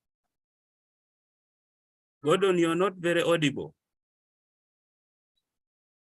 Thank you so much. We can't hear you still, Gordon. Hello. Yes. Okay, thank you. Gordon, again, you get off, maybe you put off the earphones and you use your laptop, yeah? Are you able to hear me? Exactly, yes, you're good to go. All right. Thank you so much, Sam and the panelists and every participant. Back to your question, my motivation to start Go Uganda was really propelled by, during TAGDEV orientation, that was in 2018, that really, it was like an eye-opener that really focused on to make you know what is really happening into the community, and you come up with a solution that is, you're supposed to go and give back. Secondly was the entrepreneurship training that TAGDEV really organizes entrepreneurship, a lot of training that really helps you to change a lot of ideas into real businesses that can help you to really reflect on the community and identify the challenges. So it was like an eye-opener to most of us, including me. So this has really motivated me so much to start this Go Uganda in Uganda. Secondly, I was born and raised in a community where farming is the source of living. And yet these people who are in this community, they lack really skills, agronomic skills, and have limited access to much needed input. So this is what I and my family really experienced and growing up. And I thought it is a good opportunity to address these challenges in my community, although I've looked beyond the community, not only thinking of where I come from, but in future we intend to really extend further. Another motivation was also during the COVID-19 pandemic lockdown in Uganda from 2020 to 2021.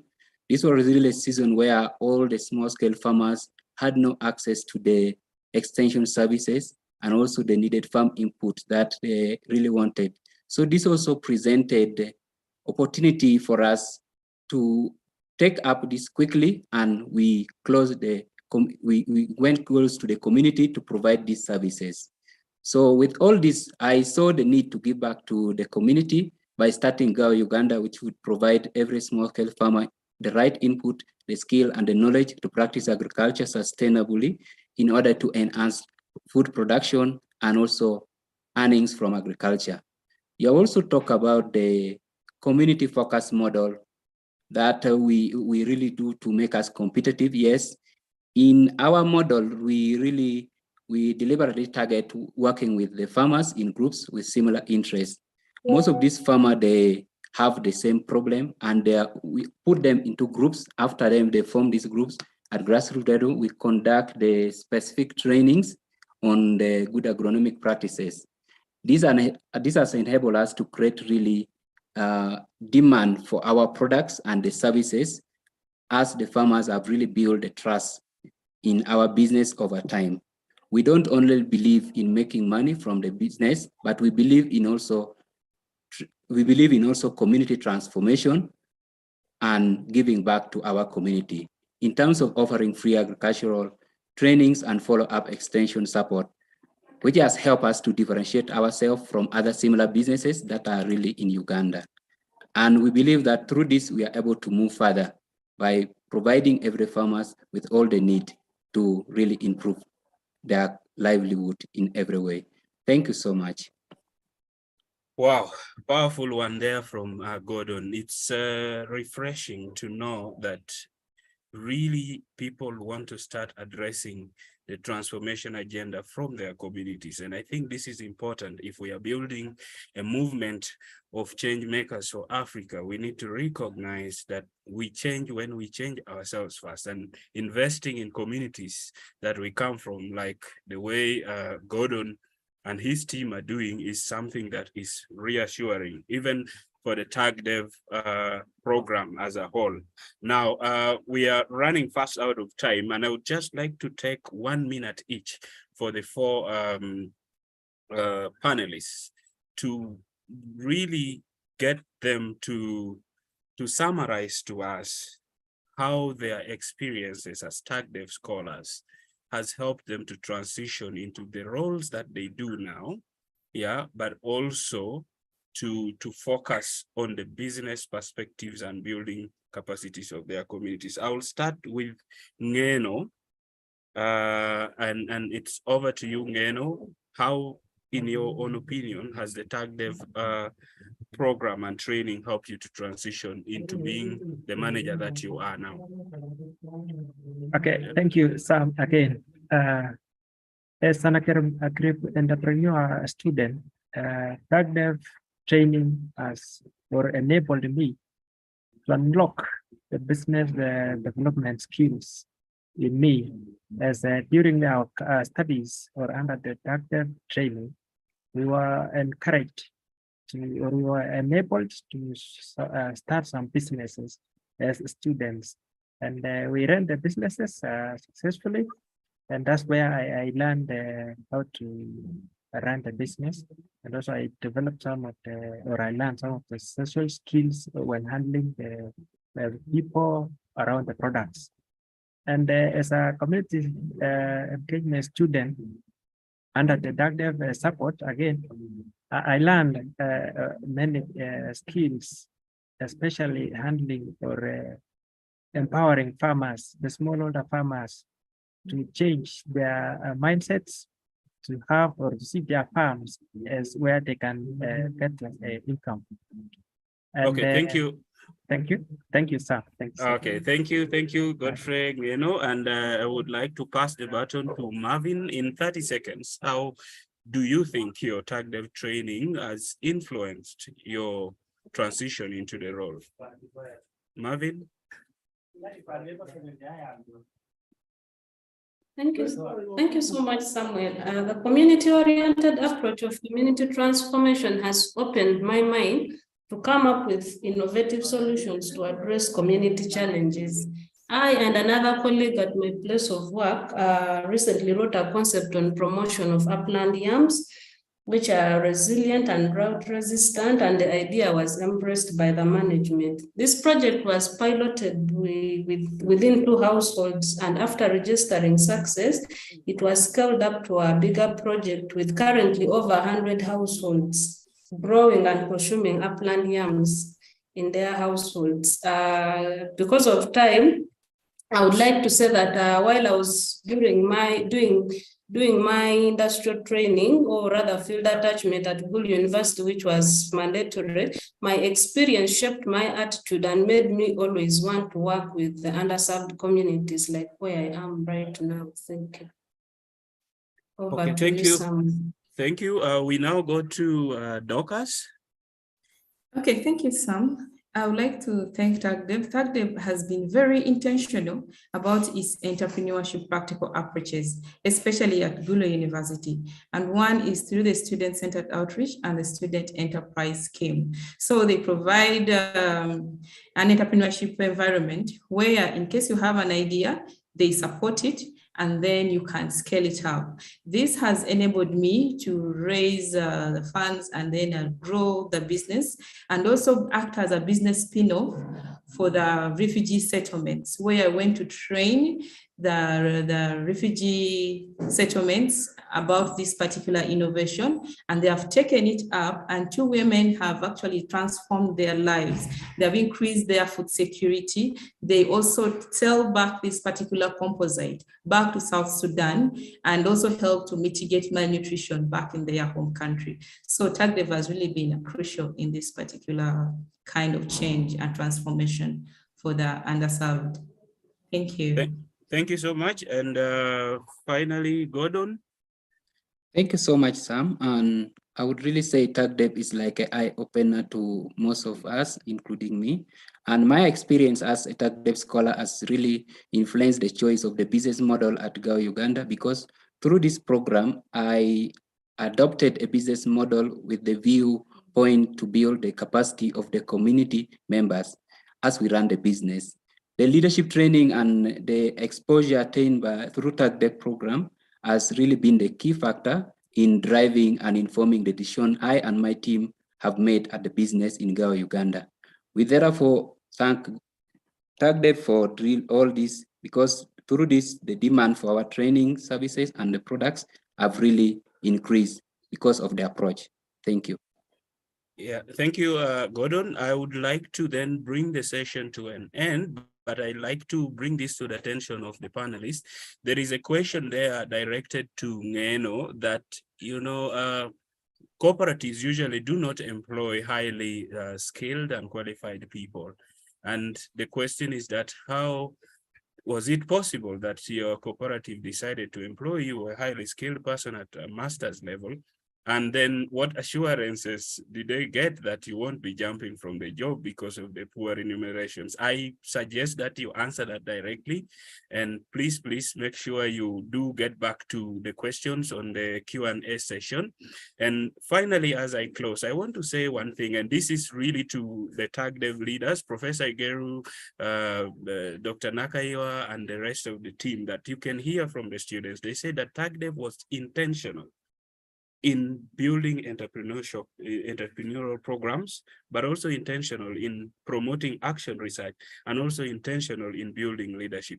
I think that we need to be intentional in going forward as we try to build this movement of change makers. I thank you all for listening to us in this session, and I would like to take back the program to Muthoni.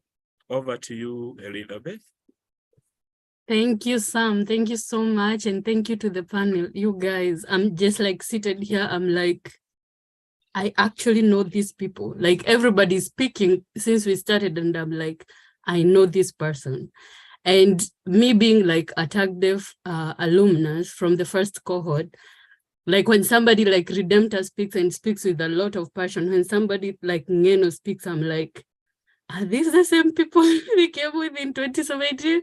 Like people have changed, people have grown. People are leading.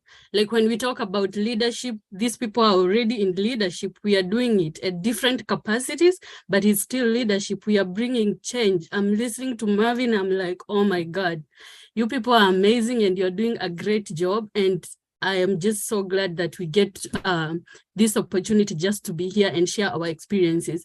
As somebody had mentioned earlier, if we start talking about the impact that this program has had to us, we are not gonna finish, honestly. We're gonna go on and on and on until I don't know when, because it has been a journey, and every time every year it's like a transformation. Every year it's different. Like we grow from one level to another. We are not retrograde, we are like growing. And that is the most amazing part. I don't want to take much time because we are a little bit behind time. So we're gonna go to the next session, which will be moderated by Dr. Sylvanus Mensah, who is a technical specialist, recruitment and training officer at Ruforum. So please, Dr. Mensah, go ahead. Okay, thank you very much, Elizabeth. It's quite a pleasure to see you and also to listen to all of you here. I have to be honest, I think it has been a really good insight I've got from all the presentations. And when I look back at 2017, it flashed my mind just as yesterday. And wow, we did not know that we'll be making so much impact. The two previous sessions have been on youth employability and empowering community. We've lost a bit of time, and I will go straight to introduce this new session, which will be on harnessing agricultural research for rural transformation. I think we all know that research is one of the key mandates for a university and is expected to have a social impact through knowledge generation and solving problems. The importance of agricultural research cannot be overemphasized, and we are not here today to discuss that aspect. Instead, the continent, demographic explosion linked with the low agricultural productivity and the need to feed more people on the African continent are constantly challenging our universities in their role to support agricultural transformation.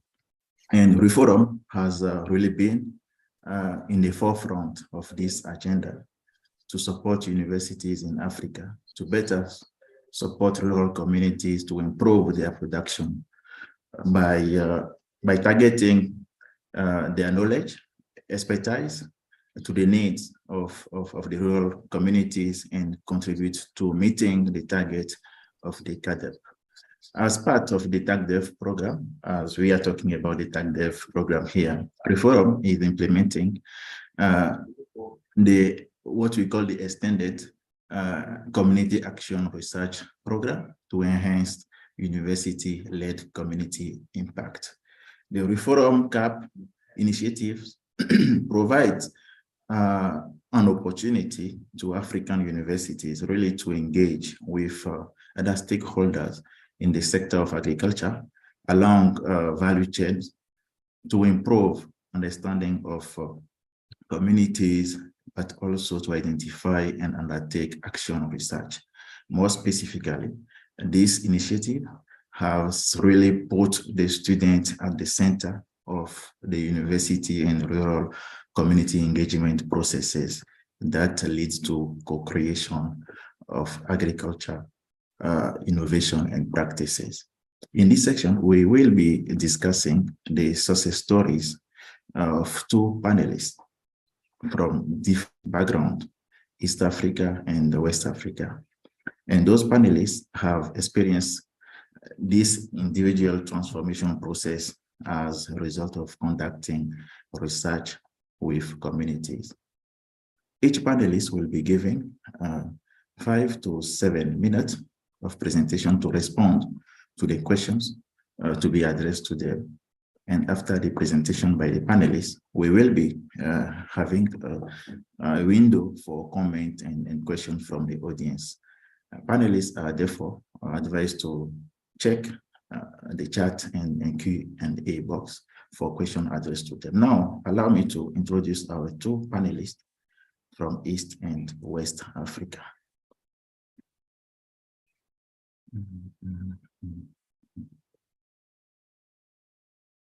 Just trying to see the, okay. Hope you can see my screen. Our first panelist is Mr. Daniel Michael Okello, who is an assistant lecturer at the Faculty of Agriculture and Environment at Gulu University. His research areas of expertise includes climate change, agriculture, agricultural development, rural development, farm management, agribusiness, agricultural statistics, and economy. He's interested for research focus on productivity, efficiency, poverty, food security, with special reference to smallholder farmers in developing countries. Mr. Okello is passionate about poverty eradication, and he holds a Master of Agricultural Economics in Agribusiness and Natural Resource Economics from Makerere University, but also a Bachelor of Agricultural Education from Gulu University, both universities in Uganda. Our second panelist comes from West Africa, Benin, and is Dr. Maurice Afonfere. It is a pleasure for having you here, Maurice. Maurice is a research assistant at the National University of Agriculture in Benin. It's a thematic university. And he works currently as an intern in the International Fund for Agricultural Development based in Italy, but also as a research assistant for several projects on food fortification. He is a principal investigator for two community-based projects. He has also authored several scientific publications and was selected respectively as a Kofi Annan Changemaker by Kofi Annan Foundation, but also as a Changemaker by Ban Ki-moon Center for Global Citizen. So Maurice is also very passionate about food security, community nutrition, food policy, and food-to-food fortification. And he will be talking about his experiences as he has been engaging with farmers or food processors. So my first question will be to Mr. Daniel Okello. Daniel, as a tag the student supported, Daniel is there? Daniel Okello? Yes, Mensa. Thank you very much. As a tag dev student supported through the CAP project, mainly the Big Value Chain CAP project, and through your research, you have really been at the forefront of the engagement with farmers and farmers cooperative in Gulu and surrounding area. My question to you is really to tell us what have been your general experiences with working with farmers, and especially in terms of the co-creation of innovation of practices and their application for improved productivity, but also what has been the feedback really from those farmers in terms of the university and community engagement. Over to you, Daniel. Yes, thank you, Mensa. Thank you, everyone, for following. I'm Daniel from Gulu University. I want to respond by saying that while working with farmers, my experience has been that it is important to take into consideration the indigenous knowledge that farmers have I think it is quite important in trying to generate knowledge. I would base this on some of the findings of my research, where I was looking at disease management in pig production. And you find farmers will tell you that one of the options they use to manage, for instance, pig health issues is for selling sick pigs. And then you would ask yourself, but really, why would someone sell?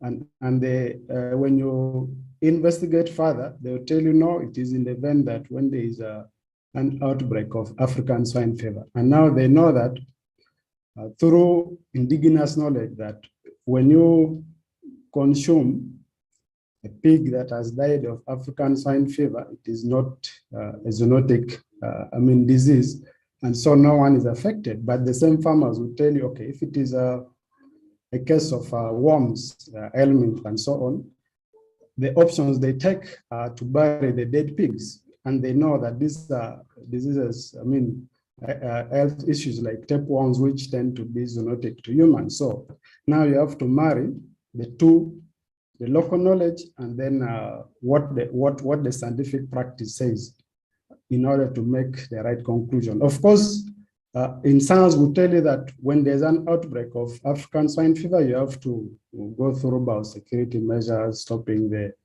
movement of pigs and so on. But the farmer knows that, okay, he has to invest in control.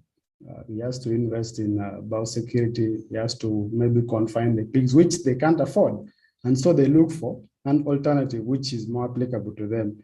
But also, while working with farmers, I also realized that these farmers are usually faced with quite a number of challenges. You go to conduct your research to address issues of marketing, and then they start bringing you issues of feeding or health management, which probably couldn't have been the focus of your study.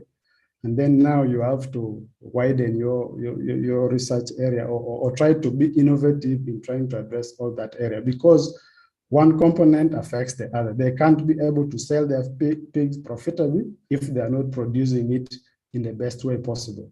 And that means that participatory research in that case becomes very critical and helps in addressing the challenges at farm level, but also in generating knowledge at farm level, while at the same time disseminating such a research to the same farmers, because these challenges tend to be context specific. You may have farmers having challenges of feeding, but the way it manifests itself in Gulu would be different from the way it would manifest itself in, let's say, Central Uganda or in Kenya. And so identifying the root cause, the real problem from the farmers and working together with them in solving the problems helps to develop or to generate solutions that are workable within the context of that community. Thank you. Wow, thank you very much. I think this is brilliant. If I recall the introduction from Dr. Igeru, really it was an initiative to move away from the research that universities do in terms of, not linking really to the needs of the communities. And I see that as an agent, you have really been at the center of that process, trying to link the needs of the farmers to your university. So with that being said, I would like us to go to West Africa, and we will be asking Dr. Maurice Afonferi, who is really very passionate about food security, community nutrition, and social inclusion. I remember in 2018, you benefited from the Reform CFAPA, the community-based field attachment program, to scale out and disseminate some of your research funding. What have been your experiences, with working with the stakeholders, especially, let's say the women processors, supporting them in food-to-food formulation for eradicating malnutrition? Over to you, Maurice. Thank you. Maurice, you are muted. Okay, thank you very much, Dr. Mensah. I'm very glad to be here today. Good morning, good afternoon, depending on where you are. I'm very happy to participate to this event. To go to your question, of course, yes, I benefited a community-based field attachment program award from Reform, and this was to disseminate my master research project, especially on food fortification of local food resources in Benin. So basically, during my master research, we designed some kind of formula to alleviate the food insecurity, especially the malnutrition among children in Africa. So we focus our attention on the northern parts of Benin because it is there we have a lot of cases of malnutrition, especially the iron deficiency.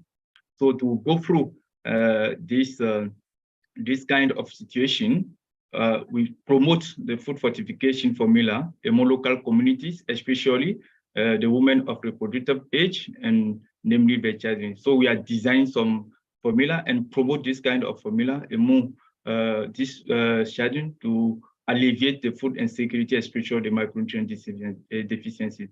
And we also work with local NGOs. We are in the field to work to promote the nutrition of more children, especially the school children also. So through this program, we call it community-based feed attachment program, is a kind of evidence-based community action which aim at promoting the food security, especially in northern part of Benin. Yeah, thank you. Thank you very much, Maris, for bringing in those insights from West Africa. But I want to remain with you because it's not just about the community-based field attachment program.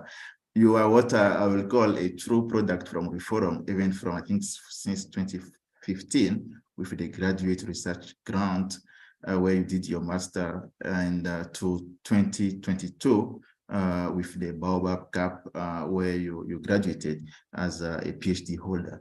You are currently having a project with the Kofi Annan Foundation for enhancing nutrition in children and women in Benin. Tell us, how has Reform really impacted your level of confidence to go to that high level of creativity and perspective in terms of your career growth and development and all what you are doing now? Okay, thank you very much for this question. The journey with Reform is very long. I'm starting on 2018, I can say, and 16, yeah, with a graduate research grant. I was awarded this research grant through food fortification project we have in Benin with Professor Shadare. And after this, we have some insights, which I disseminate through a community-based field attachment program hour.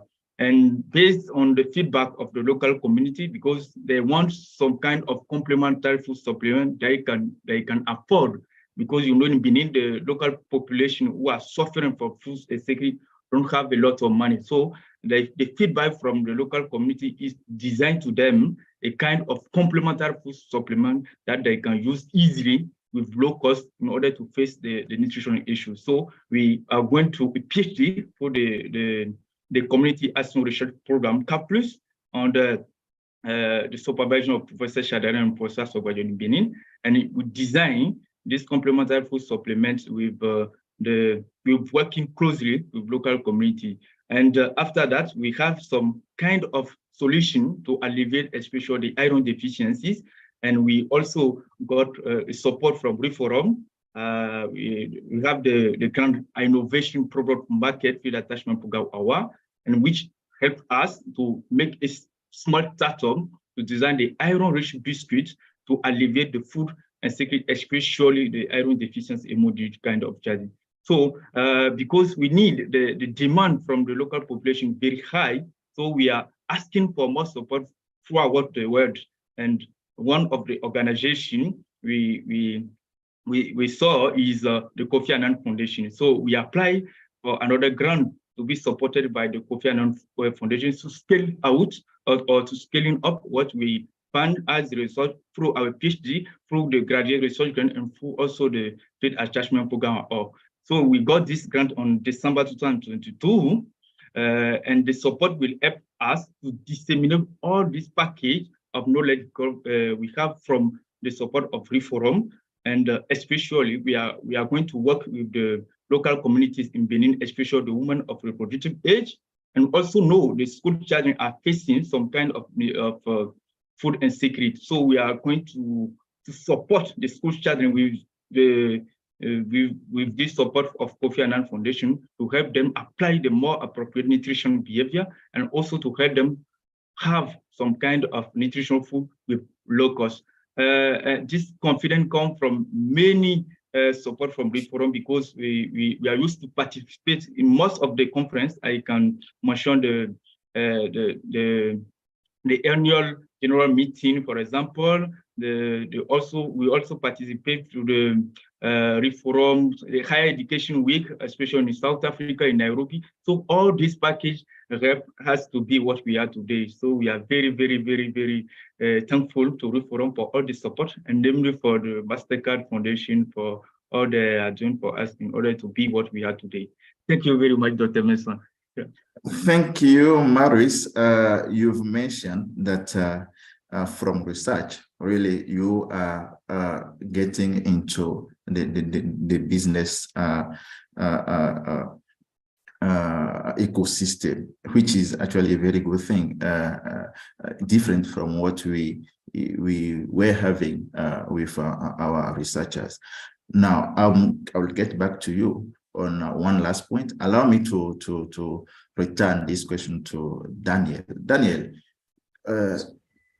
you have told us that farmers, rural communities you are working with, they have sufficient indigenous knowledge that needs to be taken into account in the co-creation of solutions.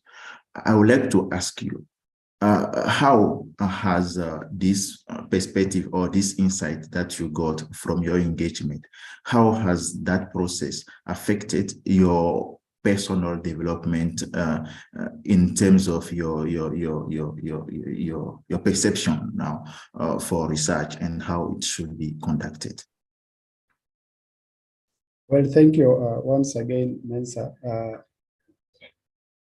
Well, when you go to a community with a perception of conducting research, when you're still from the university, you have done your courses of research methods, and you're trying to develop your research problems, and then you go and find that what is actually on the ground is different, is not as you thought it would be. Definitely, you can't remain the same. As I talk now, I have a different vision of what research should be. And I think that as we conduct research, the approach should be that the problem we're addressing should come from the people for whom we're generating the knowledge for. If it is farmers, the problem should be generated participatorily with the farmers, because that way you're able to come up with solutions that are workable. They own it because you identify the problem together with them. They own the problem, and then you propose the solutions. You work together to test the solutions, and it becomes part of your research, but they also have what they can point that, okay, this is how we did it. I will give a case in point as part of the research engagement. One of the challenges that farmers have is feeding. Now, during the engagement, we're able to come up with feed formulations from local feed resources. And these local feed resources are the ones that are available within the local communities that farmers can easily access. The affordability issue is not there, because if you're talking of, for instance, sweet potato vine, it is readily available. They know it, but probably they didn't know how to use it in feeding their pigs. But through research and through that participatory approach, they're able to understand that, okay, this resource that is available, that used to be available, can actually be utilized properly. You have your findings, but they also have seen how it works as compared to what it works. And I think that it gives farmers a positive mindset. I mean, they appreciate the whole process, because you find them being involved in the generation of knowledge. And at the end of the day, you don't need to go back to disseminate the same knowledge because they already have it. It is with them. You did it together with them and they have it. The only dissemination would be now to take it to another community that was not part of the research area. Yeah, thank you. So thank you very much, Daniel. I'm happy to hear that from you. And I'm also glad that we are not just two here. We have a large audience listening to us and also getting insight on how the community action research project through the TACDEV program has been really linking universities to communities. You have told us that you were more interested in identifying and solving the challenges from the communities. But what you have not told us is what has been or what have been your major challenges in engaging with the communities. Well, thank you for that question. Sometimes when you want to create a transformation, you would divert your effort by focusing on the challenges, but it's not to say that there are no challenges. Of course, if you work or live in an area like Northern Uganda or any other area that has been for long has been in a disaster kind of a war area, you know that your first engagement with the farmers would be who may attract a negative reception because they would think that you're taking for them inputs or you're going to give them free things and so on. Yet you have gone with a different mindset, this time to generate knowledge together with them. That handout mentality tends to affect research.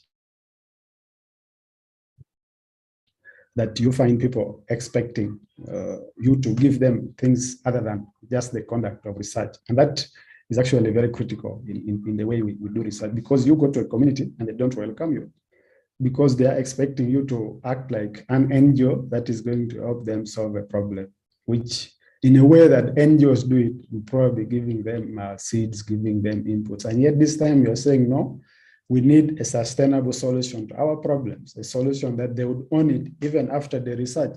For now, we still have farmers who adopted some of the practices we disseminated. There is one farmer who moved from just producing pigs. Now he adds value. He has increased his income so many times. I think at the start of the engagement, he was earning around $1 million, but now he earns over 10 million from his pigs because he's able to rear the pigs, add value to them. He has a pork joint. His pigs are from the farm to fork. He doesn't sell live pigs. And that is the type of transformation that you need when you conduct research, because we're able to demonstrate to them that, look, if you do it like this, you make more money than when you do it the way you continue doing it the way you have been doing it. We also have those who have adopted better feeding practices and they're able to feed their pigs properly and get more money.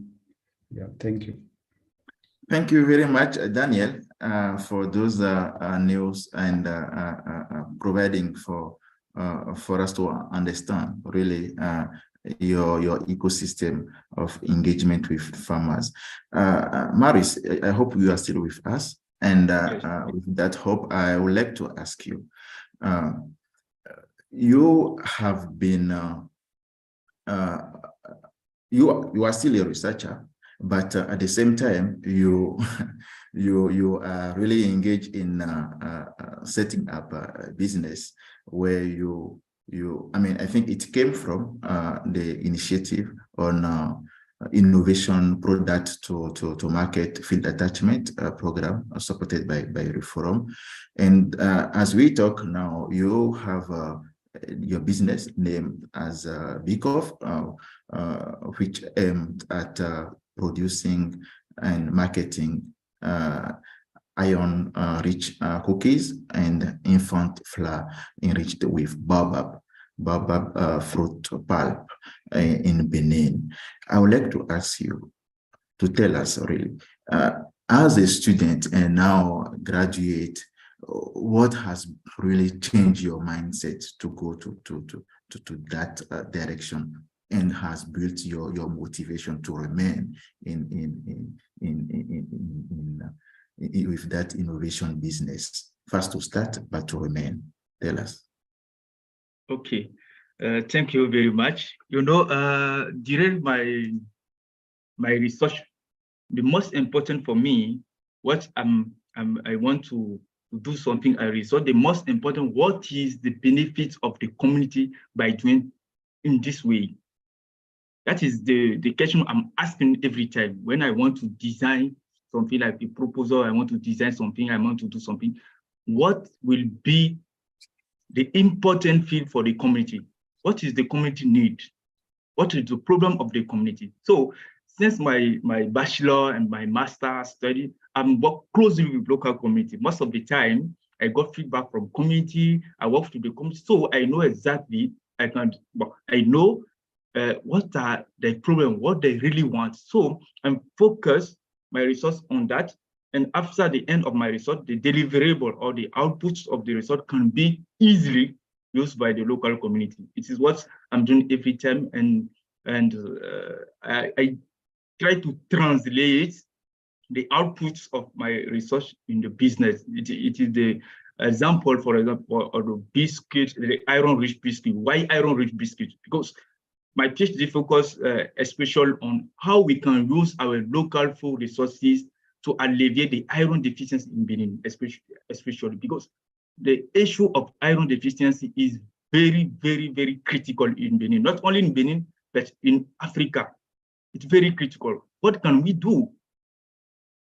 At the same time, we have our local food resources. We have the potential to alleviate this kind of problem. So what will be the matrix we can use? You know, the children are very used to eat biscuits, snakes. So if we can incorporate our local food resources that are very rich in iron, it can be very useful for the community. That is, it is the idea, it is the background behind this business, or name because biscuit and complementary food. Biscuit because we want just to fortify the biscuit with the local food resources, namely the baobab fruit pulp and the moringa leaf powder, and complementary food because we are providing the infant flour. So the infant flour plus the biscuit, I think the children will have a good intake of iron. It is basically what is behind our research, and finally we can translate what we find in the lab to the communities. Yeah. Thank you. Thank you very much. You're welcome. I'm very happy to get those insights, and you're welcome. Just to note that your motivation is really geared toward supporting or providing services to the communities and responding to what they need. And of course, when you provide services that match with the expectations of the society, definitely you can always make profit and business out of your research. There is a question in the Q&A box for you, Dr. Afonfere. How did you position yourself right from master's level to receive high-level funding from Reform and now from the Kofi Annan Foundation? I believe this question will inspire really many of your fellows also following us here. Over to you. Thank you very much. For me, the most important is to try everything. That is what I try to do. If there have a lot of call today, there have a lot of organization, foundation who want to support the young people, who want to support what the young people are doing in the underground. So we need to try as much as possible. We need to try as much as possible. This year, for example, I'm also recognized as one of Monkey Moon change maker, because in central parts of Benin, for example, we are working to empower the women to go through this business. What we are doing for the research is not only for us. We translate also this kind of research for So we empower them, business skill, how you can do the food fortification approach to promote, to sell. We are doing all this. So we need to try everything. They have a lot of journal today. To try to apply. They have a lot of call, apply and put yourself inside. You need to focus your attention on what you want to achieve. So it is what we are doing. And our work, the teamwork is very important. You need to work on team, because I'm not working alone. I'm working with some colleagues. I'm also very, very inspired on what they are doing, and the support is very important. So we need to bring people who can support you in your vision. So I have some colleagues last week, for example, I have some colleagues who work with me. I support him. He also got some fund with Mastercard Foundation in Benin to set up a business enterprise. So we are working together. So working together, we put our idea together, and she can apply, I can apply, and we got money to help local population and to start up business. In summary, we need to focus our attention on what we want to achieve. Yeah, we need to focus our attention on what we want to achieve really. So I need to build business. So I just working on, I look for grant, I apply, and you have it. Also, you need to pray. That is very important. Finally, thank you very much. Thank you very much. Thank you very much. Thank you. So now I will just give you 30 seconds to tell us your last word. What has been the change process through the TAGDEV impact that has been on you? What has been the change in you? The significant change on me, because I started this on 2016 or 2016. This program helped me to build my confidence. Yeah, this program really, this program transformed me to be more confident. So that is it is critical. If you want to achieve something, you need to be confident. So I got this from this program, and I'm very, very happy I want to thank you for all the support. Thank you very much. Thank you, Maurice. Now we move to Daniel.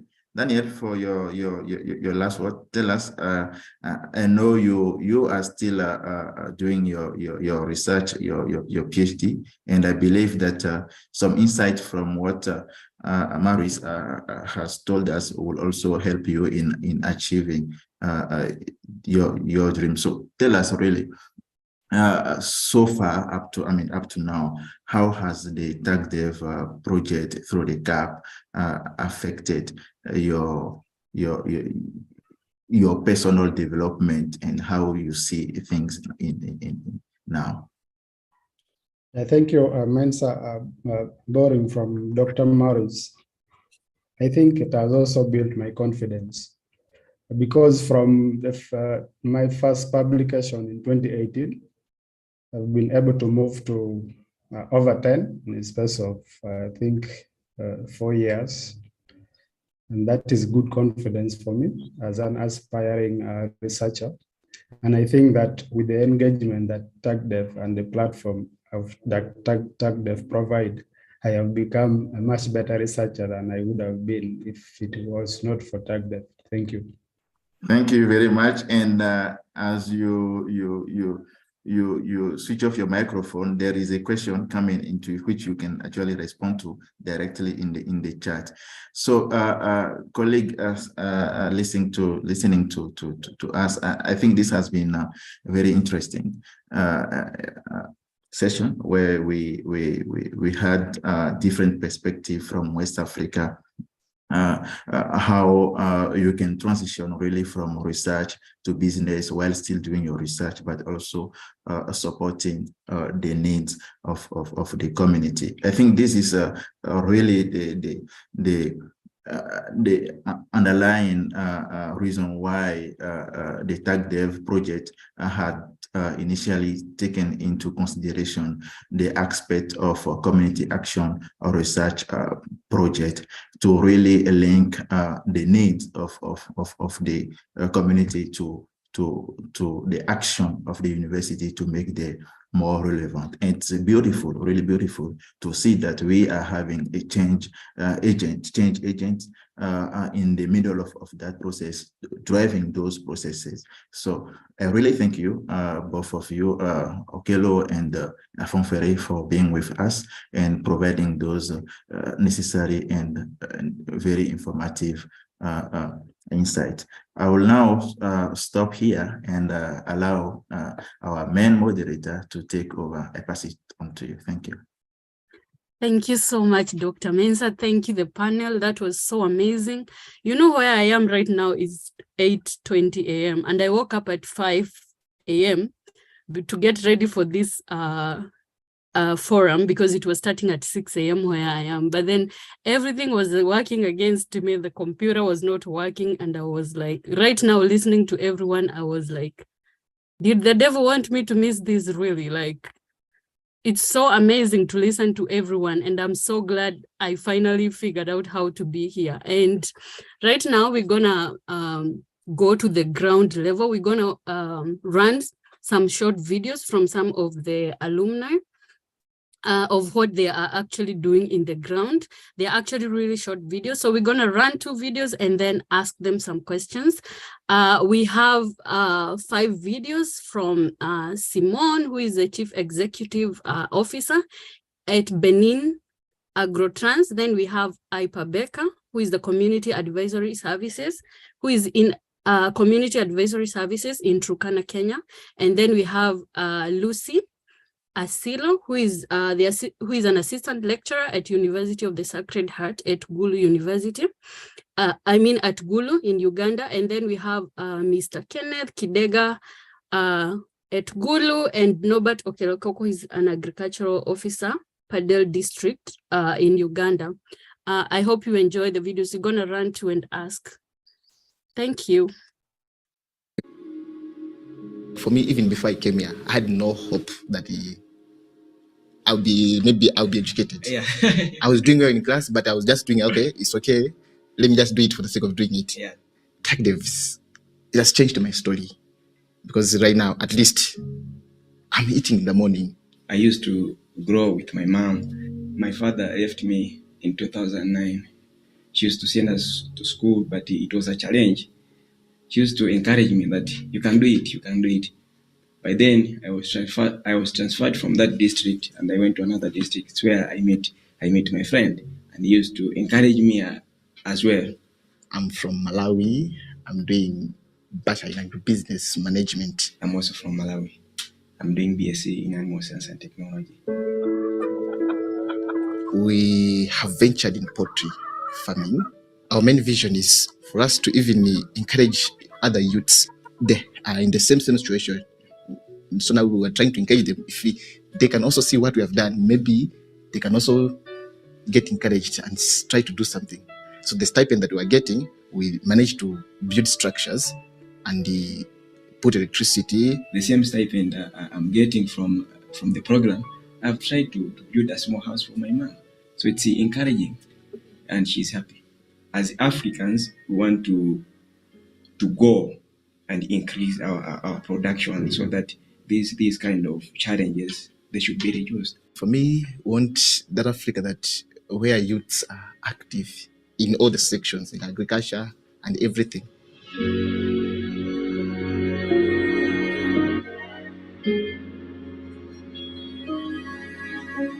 I'm Norbert Okelokoko, a student of Gulu University, and the Tech Dev project, which is being sponsored by Mass Tech Foundation and Roof Forum.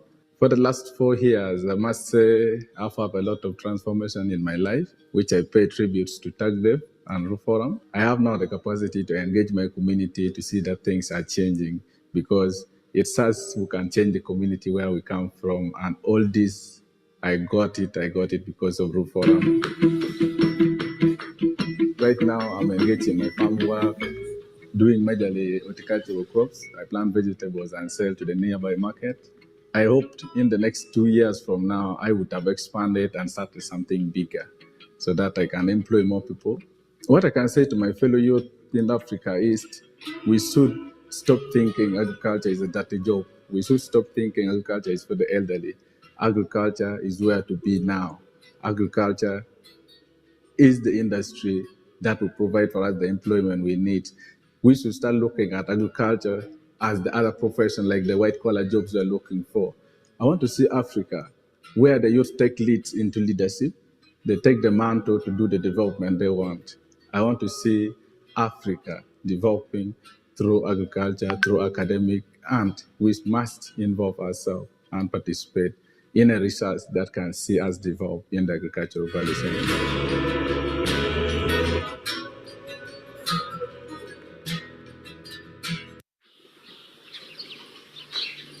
My name is Mary Mukuhenganga. I'm a student at Egerton University, pursuing Bachelor of Science in Agriculture. Welcome home. These are my parents. My dad is doing his daily work. Every evening he has to do some milking. I am glad for him because he was the light, at least to the academic. He was so strict. We knew that she was clever. Therefore, she could perform, and we had to struggle to get to the piece. Mary's parents' struggle to educate her was a difficult one, and in 2017, the happy news came that she had been awarded the MasterCard at Roof Forum Tag Dev Scholarship and would join the first cohort of young changemakers at Egerton University. When I got the call about the scholarship, I was in the farm still.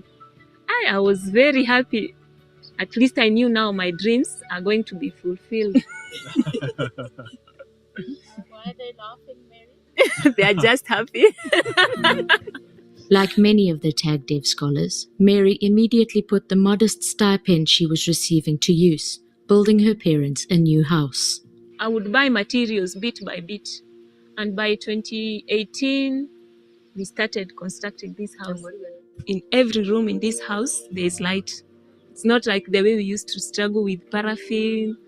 I'm grateful. During her studies, Mary was attached to the Egerton University Seed Potato Community Action Research Project that has improved the lives of thousands of smallholder farmers and their families. Mary has returned to her parents' farm with these technologies, allowing her and her parents to start a profitable business. With the seed, it has really helped me a lot. I've learned a lot because for me, I didn't know there is this seed potatoes. For me, I knew seeds is maize because that's what I could see my parents buying. But now after joining CAP, I saw it as a business. I want the Africa where we are not relying on relief food, at least African where we are independent, not Africa where people think that we are poor. I want Africa where at least we can bring innovation on our own. That is the Africa I want.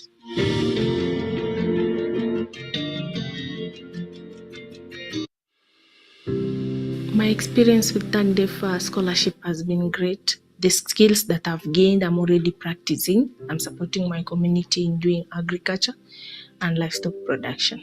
I grew up in Turkana North, mainly Lokitang village. Growing up as a girl in that community and with education, it was a little bit challenging because you find that most of the times they were not believing in education. They had not embraced education a lot, but I was more determined. I believed in education, better education and furthering my studies. Tag Dev has made it easy by the trainings I went through, by the skills I was taught. I'm looking at farmers not only producing foods for subsistence purposes, but also for selling so that they can support their children to go to school. Also, they can improve on the nutritive bit of production. There has been job creation because I was supporting 80 farmers, and these farmers were mainly depending on this farm. Africa that I want is Africa with educated minds, with great people. Africa that I want is free from hunger. Africa that I want is the Africa that empowers its women and youth.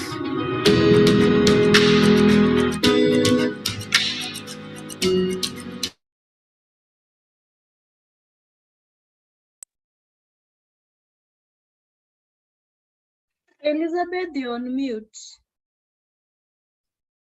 Thank you, Redemptor. Thank you. Oh my God. You guys are so amazing. Like the transformation is real. As Redemptor has put it in the chat, like we can see it. And it has happened in all of us. That is just like a small part of what is happening and what has happened. And I would like to ask Simone, Ipa, Lucy, Kenneth. Nobody is saying he's on transit, so he may not be able to connect.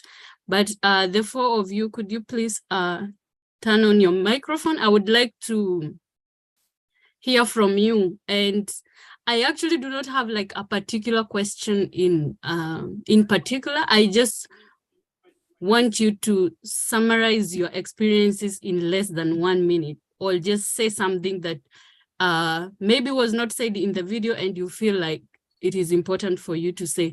We're gonna start with Ipa. Ipa, are you there? Yes, I'm here. Good evening, everyone. Can you hear me? Yes, we can hear you. Good evening, Ipa. Ipa, you may mute your video because the feed is a bit poor, so that we can improve the feed quality. Ipa, and I would like to say that, okay, thank you. I would like transformation, and I'm glad that I'm finishing and I'm going back home, not like the way I came. Right now, I'm looking at opportunities in my community, terms of climate change, climate smart agriculture, and indeed, I believe in a community that can feed its own people. And that's what I would like to say, that I've really been impacted, and I'm willing to share the concepts and the skills I've gained with my community and even beyond my community. Thank you. Thank you, Ipa. Thank you so much. We're gonna go to Simone. Yes, Elizabeth, hi. Hello. And good morning, good evening, good afternoon to everyone. I'm so happy to be here this afternoon, and very glad and happy about the impact TagDev had on me, from research to business and community transformation. I'm very happy about it, and I just want to say that I want to say a huge thank to TagDev, and because of TagDev now, I can, like so many organizations has known been in agrotrans, from Tony Elumelu Foundation to MasterCard Jim Lee to Global Food Fund. And yeah, I really thank TagDev for the leadership skills, for the organization business management skills they gave us, apart from our usual skills, technical skill. So I really want to also thank all the partners that are supporting TagDev to impact on young people, because I know that young people are very powerful and yeah, skill driving, and they can change the community. And I'm glad that TagDev is really focused on young people, impact young people, bring the young people from grass to like into the entrepreneurship. And I just want to say thank you. And yeah, I will continue impacting the young people, working with the young people in the community, and yes, bring more young people into entrepreneurship. So yes, thank you to everyone, and happy to be here today and listen to everyone. Yeah, thank you, Elizabeth. Thank you, Simone. Thank you so much. Can we run the other videos real quick, please?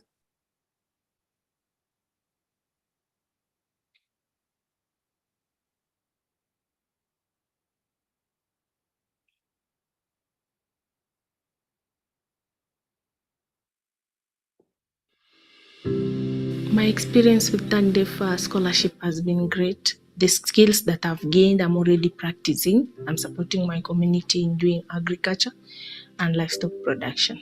I grew up in Turkana North, mainly Lokitang village. Growing up as a girl in that community and with education, it was a little bit challenging because you find that most of the times they were not believing in education, they had not embraced education a lot, but I was more determined. I believed in education, better education and furthering my studies. TAGDEF has made it easy by the trainings I went through, by the skills I was taught. I'm looking at farmers not only producing foods for subsistence purposes, but also for selling so that they can support their children to go to school. Also, they can improve on the nutritive bit of production. There has been job creation because I was supporting 80 farmers, and these farmers were mainly depending on this farm. Africa that I want is Africa with educated minds, with great people. Africa that I want is free from hunger. Africa that I want is the Africa that empowers its women and youth.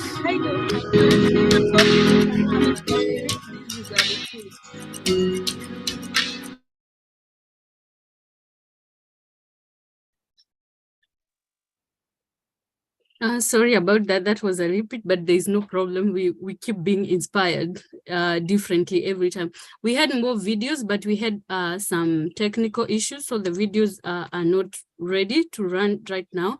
So I'm gonna ask Lucy, please, to go ahead and say something about your experience with TAGDEV and what you have been up to in less than a minute.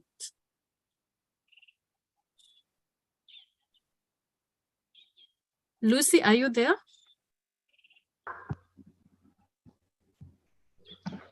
Hello? Hello? Hello? Yes, yes. Can you hear me well? Yeah, I think your internet Thank you, is everyone. not very stable. So maybe you can switch off the video. Okay. Okay, thank you so much, everyone who is following us in this webinar.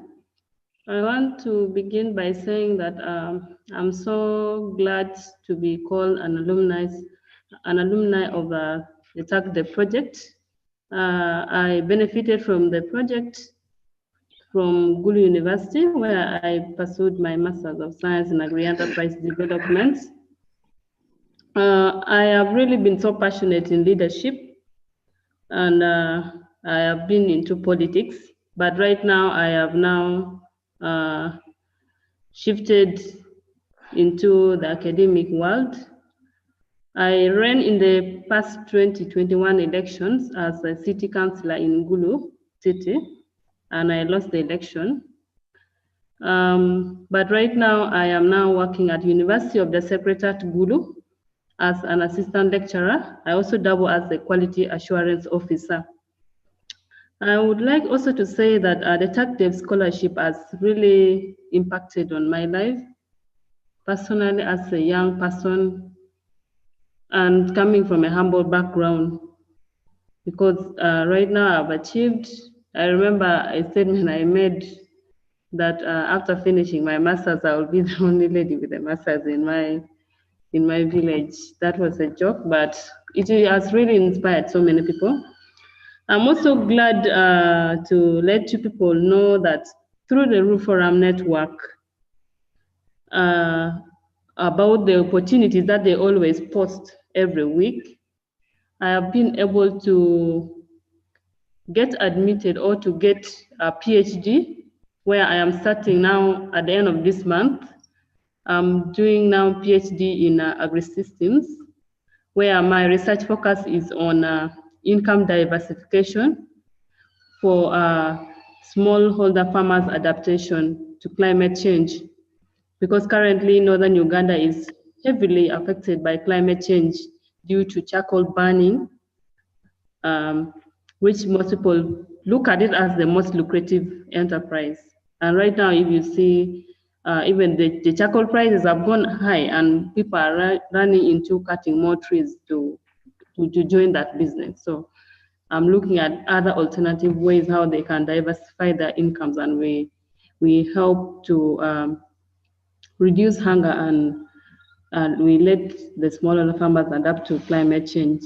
So I think all this has been really inspired by the Tag Debt Scholarship, because the scholarship has changed our mindset to think beyond your personal growth and development, but to look at the general community as a whole. And it has made us to understand, or it has infiltrated that habit of having the thirst to help the community through different avenues. So I think I am glad to be called also a change maker. At a family level, I must say that I'm also able to support my siblings, pay their fees, and run some small-scale enterprises. And above all, I'm inspiring so many young people. I still do other activities like moving to school, mentoring young girls, and making them take up leadership and to speak up, and working with women groups and child mothers and all that, training them on entrepreneurship skills and on value addition. Lastly, maybe I would like also to say that I'm also engaged in a small enterprise, which I do as a side business. I do snacks. Normally, I add value on groundnut and soybean, and sometimes daddies. And my enterprise is called Yeng Chwake. In my local language, or in Luo, it means like shaking your jaw, kind of. So the business name is so appealing, and yeah, people like the enterprise.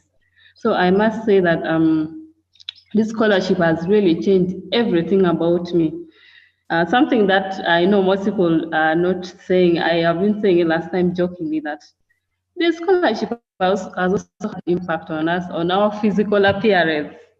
So if Dr. Egero could, they could organize and they put our photos to contrast before and after the scholarship, I think people have also transformed physically. So I think that is also a good transformation. I am so grateful to the foundation for boosting our confidence, really, because most of us didn't believe that we could be the people we are right now. But the scholarship has done it. We all have a high self-esteem right now, and we can still do more. And I believe that in 5 years to come, we are going to have more great people from the TACDEV alumni. Yeah, thank you so much. Okay, thank you so much, Lucy, for that. We are really running short of time, and I'm gonna give the last person a chance, but please, speak in 30 seconds or less. Kenneth, are you connected? Yes, can you hear me? Yes, please be brief. Okay, thank you. I'm going to be brief, but not as brief as you have mentioned. At least give me a minute. Okay. I'll give me a minute. Okay, majorly, I've broken it down what the TACDEV scholarship has done into my life, both at the family level and the community. At the family level, allow me to begin by saying a quote I had from one of the wise men, that don't take for granted the love that this life gives you. When you get where you are going, don't forget to turn back around and help the next one in line. With this quote, it kept resounding into my mind. So when I got this opportunity of the TACDEV scholarship, after finishing, I remember to turn back around and help someone behind me. So I helped my younger brother. I started paying him his school fees. He studied, and before I could finish school, he came out with a brilliant idea that he can start a business. I started a business for him. And with the COVID-19 breakdown, it was actually a blessing in easy business. So he's running the business. Now he's resilient. The scholarship has made me to build the resilience of the family. So plus or minus the job, the family is there, moving ahead and very stable. And me personally, I also started a business since my papa's roadmap right from Egerton was to be engaged in livestock, I started a business of piggery, though Corona came and hit me badly. And with the combination of the business, my brother, the one I opened for my brother, and the other one of mine, we managed to employ 3 people. Now we have been consistently paying them for at least coming to approximately 2 years. That is from the family side. Now we are growing and we are discussing developmental ideas with my brother who have been down through the Zagreb scholarship. We have boosted his capacity. Now we have the vision to view the world from a developmental point of view. Now coming to the community. In the community, I've made a significant impact, though not alone. Still with the funding from Ruforum via K+1, the Community Action Research Program. I've been running around because my research was even based around pigs. So I've been running around, even the people in the community has given me names, Kidega pigs. Together with my other colleagues, we have been moving around trying to educate people about the pigs. But all in all, the result was very positive. When I had that we having this meeting, I did a quick survey. So I have the results here with me and what I've done in the community, both in my community where I come from, the village where I come from, and in the community where a CAP was operating. Before the start of the project, we did a survey and we found that only 28% of the people were rearing animals. But after implementing, after our running around, even being nicknaming pigs, I realized that now 72% of the people are now rearing. So our running around was not in vain. At least it has made more people to be interested in what? In animal rearing. And as they are rearing, some benefits come along with it. Kenneth? Now yes, that brings me to the financial aspect of it. Before, you will realize that less than 10% were earning $200 per year from that pig production. But with the intervention of the technologies and other trainings we did, at least 15% now is earning more than $1,000 per year from that pig production. And via their livelihoods, at least 26% of people have now built a residential house for their households. And what now makes me happy the most that over 95% can sustainably pay their children in school through earning of piggy production and animals. And over 70 have boosted their capacity to open land. You go rear pigs, and the savings from pig, you use it for opening lands, which can enable you to cultivate more crops. And interestingly, other people who have been training, like the lead farmers, they have taken that opportunity as a way to pave the way for their careers. So one of them contested and he passed as a chairman elsewhere of the sub-county, which I also give the credit back to CAP. Now he's also advocating more for farming and animal rearing. And as I talk now, struggle never stops. I'm advocating for how we are forming a Northern Uganda Pig Farm Association. It is not easy. I've tried it and it has failed. And now it has failed a little. But now I'm focusing on how to re-strategize myself and come back. That's where the point where we are free. Thank you. Back to you, Elizabeth. Okay, thank you so much, Kenneth, Lucy, and everyone who participated in that session. I'm so sorry that we are late. We are quite late. We're gonna go to the last session, which is actually a really good one as well. It's on what policies and investments are needed to strengthen university capacities for entrepreneurship training. A holistic, well-coordinated, context-specific, multi-sectoral science and evidence-based and inclusive policies. And this session will be led by Mr. Emmanuel Okaleni, and it's the last one. So please just hold on. It's not gonna be long. It's like 20 minutes max. Please, Mr. Okalani, 20 minutes max. Go ahead. The floor is yours. You people decided to have a get together.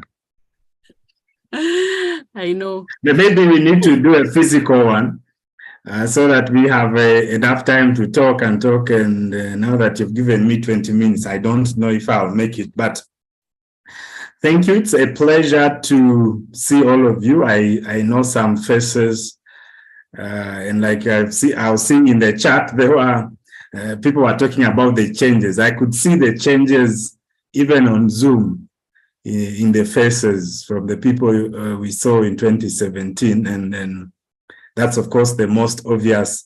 But it's a pleasure hearing the success stories at individual level that each of you has talked about, and that's quite inspiring. And to me, it's what we've been looking for. So without talking so much, I would like to, sorry, Francis, I'll request you to put off the video because we want to go to the presentation. So in this, in the next panel, I'll try to be brief, but also encourage the panelists to be brief. We will discuss about the policies and investments that Gulu and Egerton University, which most of you who have spoken have been to, have put in place to support you to be the people who you are, so that we can scale these best practices, these policies, investment areas to a wider African continent, so that we create a bigger pool of change makers. So with me in this panel, I have Professor Mshenga Patience. Let me share my screen. I met her a very long time ago, before maybe when most of you who have just spoken were in primary. So she is the Dean of the Faculty of Agriculture at Egerton University in Kenya, with very extensive skills in business, institutional strengthening, small and medium enterprises. She's been the one supporting TAGDEF at Egerton University, and also the entrepreneurship project on empowering Kenyan youth through agri-enterprise incubation. Currently, she's also the coordinator of the EU-funded project Erasmus Plus project on strengthening agri-entrepreneurship and community engagement in East Africa. And she has extensive knowledge on project management, and as well as an institutional leader. So I have a few questions for her, but let me also introduce my other panelists. I'm trying to move my screen, but my computer has frozen. So I'll just stop sharing and reshare. So, give me a minute. Sometimes these things don't work, especially when they tell you that the time is very short. Then the computer starts misbehaving. But my other panelist is Dr. Walter Odong, who is a senior lecturer in agricultural economics at the Faculty of Agriculture at Gulu University. He has done a lot of research, but he's also been the one leading the agribusiness incubation hub at Gulu University. And he has a PhD in applied and biosciences from Ghent University in Belgium, and a master's of agriculture, applied economics, and a BSc in agriculture from Makerere. So these are some of the faces behind the successful work at Gulu and Egerton universities. So most welcome, Prof. Mshenga and Dr. Walter Odong. Now, to start us off, I have a few questions, But because of time, I'll ask probably one to each of you. Let me start from Egerton University. You've heard the testimonies of the students. So these testimonies didn't just come out of the blue. It was a deliberate effort at the university level in terms of training and support, which they've built on. So I would like to hear from you, Professor Mshenga, on the policies and the investments. Sorry, I don't know why there is an echo. Lucy, please mute yourself. Lucy. Yes, please. Please mute yourself. Thank you. Yeah. So I would like to hear from you what policies and investment areas that Egerton University put in place to yield the kinds of students and success stories that we have had. Because I would like to have this scale to the wide African continent. So we'll be glad to hear from you on how you were able to do this. Over to you, Prof. Mshenga. Thank you, 5 minutes. Manuel. Good afternoon, everybody, or good evening, and good morning, Elizabeth. I'm glad to be here this afternoon. Shortly, I'm going to put off my video so that maybe if the connection is a little bit weak, I may not be able to disrupt it. So allow me to put it off. So I'm very excited this afternoon because of all the transformational stories and all the success stories that we've been hearing. And really, it makes me very, very happy. At Egerton, I think we began the journey a long time ago, thanks to RUFORAM. And we put in a deliberate effort as a university to be able to transform the training that we have as a university. One of the things that we put in place was that we were going to look at the curricula. And in doing that, there is a university-wide policy in that each and every student has to take a minimum of one course in entrepreneurship. So that is our university policy. It is in place and it will continue being in place. Another is that apart from the curricula, we have the training of staff on entrepreneurship, and several of the staff have been able to undergo a training in entrepreneurship. That is how to embed entrepreneurship in the delivery of their courses. It doesn't matter what kind of course or in what discipline, whether it is in medicine, soil science, environmental science, but so long as we are teaching these courses, we have to be able to point out to the students the entrepreneurship opportunities that are available for the different disciplines that we have within the university.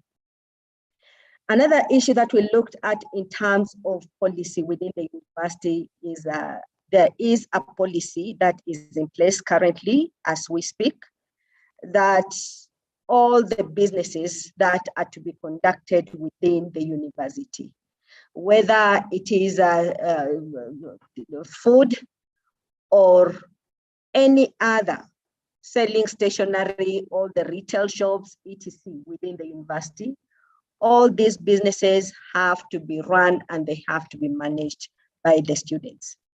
In doing so, this provides the opportunity for the students to be able to practice their entrepreneurship skills, and also it provides an opportunity for them to be able to support themselves, putting themselves through school, even in terms of paying their upkeep and also their school fees. The university has also provided space in terms of incubation hubs. We have 2 incubation hubs within the university. That is the AgLead incubation hub, which is under the TAGDEF program, which I lead. And we also have the COELIB incubation hub. These provide training to the students in terms of entrepreneurship. They provide mentorship. They also link the students to mentors from within and outside the university. In terms of space, also the university provides the labs, also provides the space for those who would wish maybe to practice farming within the university. We have university farms.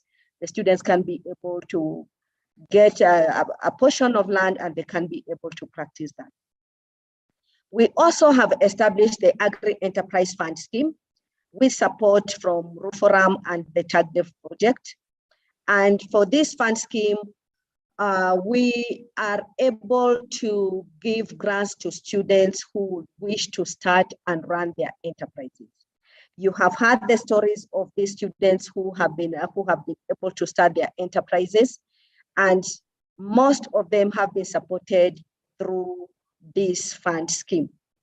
And therefore, through this seed funding, we have seen some of these businesses growing, and right now, some of them have been able to upscale them such that they are no longer within their university, but they are operating outside their university. Some of them, you heard like the story of Lotus, they are now a medium-sized company. So we are proud of that.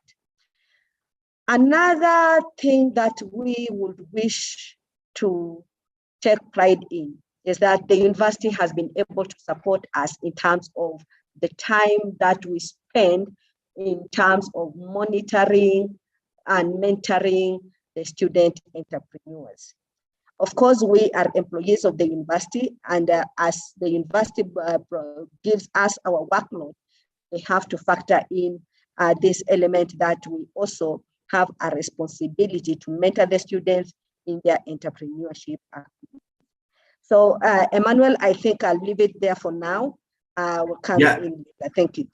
Yeah, thank you so much. I was actually about to interrupt you, but you ended with a very, very important point for me, which has been a point of contention in many institutions, because the incentive for the staff to engage in entrepreneurship, mentorship is always not there. But we are happy to know that that exists at Egerton. Thank you so much for that.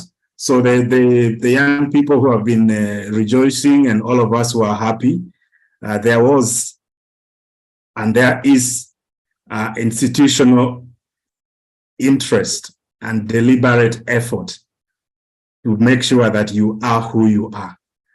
And I believe that that will be important to share across the universities in the continent. Let me hear from Dr. Walter Odom on what really made Gulu to produce the kind of excited young people who are now nice looking and making a lot of change wherever they are. So I'd be very glad to hear now Gulu was able to do that institutionally in terms of policies and also investment. Thank you. Yeah, thank you, Emmanuel, and thank you, fellow panelists and those in attendance. Again, that is my face. For connectivity issues, I will put off the video shortly. But at Gulu University, the whole story starts from recognizing the need. And the need arose from the fact that our graduates needs to be gainfully, not employed, but involved in different ways of doing things. And that to us may mark the starting point for our motivation as a university to go this direction. So when we recognize the need to mentor our students to become entrepreneurial. And when you talk about entrepreneurial here, we're talking about entrepreneurship not as starting a business per se, but also entrepreneurship in the way we do things, our normal day work. Even if you have an office job, we want someone to think about them as a business. And that's when someone's able to be innovative, someone able to be more productive in the way they run their affairs in the office or wherever they get involved in work. So once we recognize that, at the Faculty of Agriculture and Environment, we started incorporating entrepreneurship training modules into our curriculum. And we developed a training module without having an incubation center per se, which we call the Student Enterprise Scheme. The Student Enterprise Scheme became the guiding tool for entrepreneurship mentorship. I remember the time when we were discussing this approach, it came to our attention that we have curriculums which have course units in entrepreneurship, where students pass them. In Uganda, we have them in A-level schools, in O-level, people teach them. And students pass them very highly. But what we realized was lacking was, much as those courses taught about entrepreneurship, so they tell you what is entrepreneurship, you define, and all those principles and practice, all those kind of things. Most of them are not teaching people for entrepreneurship. And we're talking about people who are able to put into practice what they learn. And that became the opportunity to give back to this Student Enterprise Scheme, which at the moment, as I talk, has been taken up at the institutional level in Gulu. Our 5-year strategic plan, which became operational last year, as Student Enterprise Scheme as a core driving vehicle for enhancing entrepreneurship training and orientation at the university.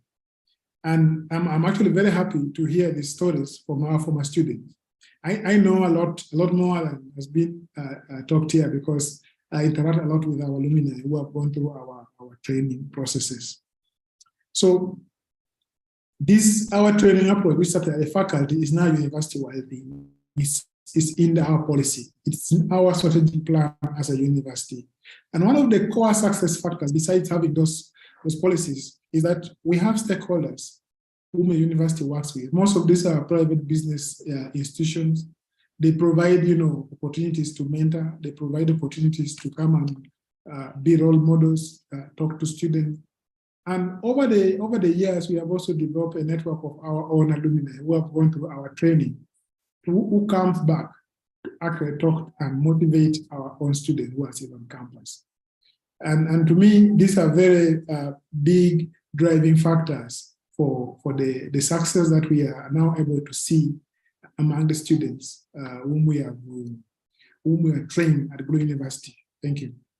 Yeah, thank you so much. It's very interesting to hear that what you started, for me, that is a key thing, that you may start as a practice, and then these cascades to the wider university. And I think that would be that's very important to note, that when the university leadership sees a success story, this can actually can be used to influence the wider university functioning. Thank you so much for that. Now, before the panelists go, I know people are really eager to go, but I wanted to ask one question to each of the panelists. I believe that with all the successes that we've had from the students, and also what we've observed, it is not the perfect, and would be very glad to see how best we can improve this so that we achieve even more. So, Professor Mshenga, what opportunities do we see for improvement of what you have done so far in terms of investments and policy at the university level to harness, to get more gains from the entrepreneurship capacity building at the university level, so that we would have more, so that we can have more job creators, more change makers across the continent? Thank you, Emmanuel. I think I'll begin by saying that the first opportunity is our graduates, the ones who have graduated from the TAGDEV program. And as Walter was saying, that this can come on board as mentors, so that they mentor the young people who will be joining the university and the ones who are currently in the university. So I'm challenging you, for those who have graduated, that we really need you so that you can help us in shaping these new minds that are joining the university. The other opportunity that we have is the opportunity to collaborate with the industry. Right now, there is an interest within the industry players that they will wish to collaborate with the university. And therefore, this is an opportunity that we can be able to harness as universities, such that we can be able to get mentors from the industry, and also our students can be able to learn from the different industries that we have. Another opportunity that I may be looking at is in terms of the young people that we have as a continent. We know that really Africa is a young continent, and therefore we really need to put in a lot of investment in these young people. And therefore I know these people are digital savvy, and because of this, we can be able to harness their innovativeness in the digital space. And in this, we can be able to come up with several innovations that can be helpful even in driving the African economies. Emmanuel, let me leave it there, and Odongo can be able to take up that. Thank you. Yeah, thank you so much. That's quite interesting. And I really like the first one, the challenge that we are putting to the alumni, that the ball is in your courts. Don't be the only one. Give back to the institution that made you who you are. And of course, even us as the forum will be happy. We'll be looking forward to that. A quick one, maybe in 2 minutes.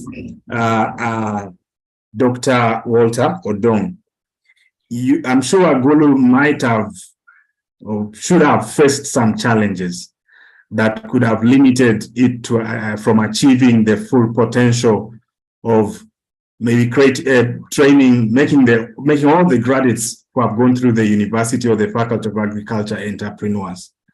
What could be those challenges that we need to think about if for other universities who might be interested in taking up this initiative? Yeah, thank you, Manuel. And challenges are there. As you properly put it, ours started from practice, and then it became a principle as we do it at the university. And when you talk about entrepreneurship in our context in Gulu University, it's not necessarily that someone who has gone through our training should be able to open a shop and run it profitably, for that matter.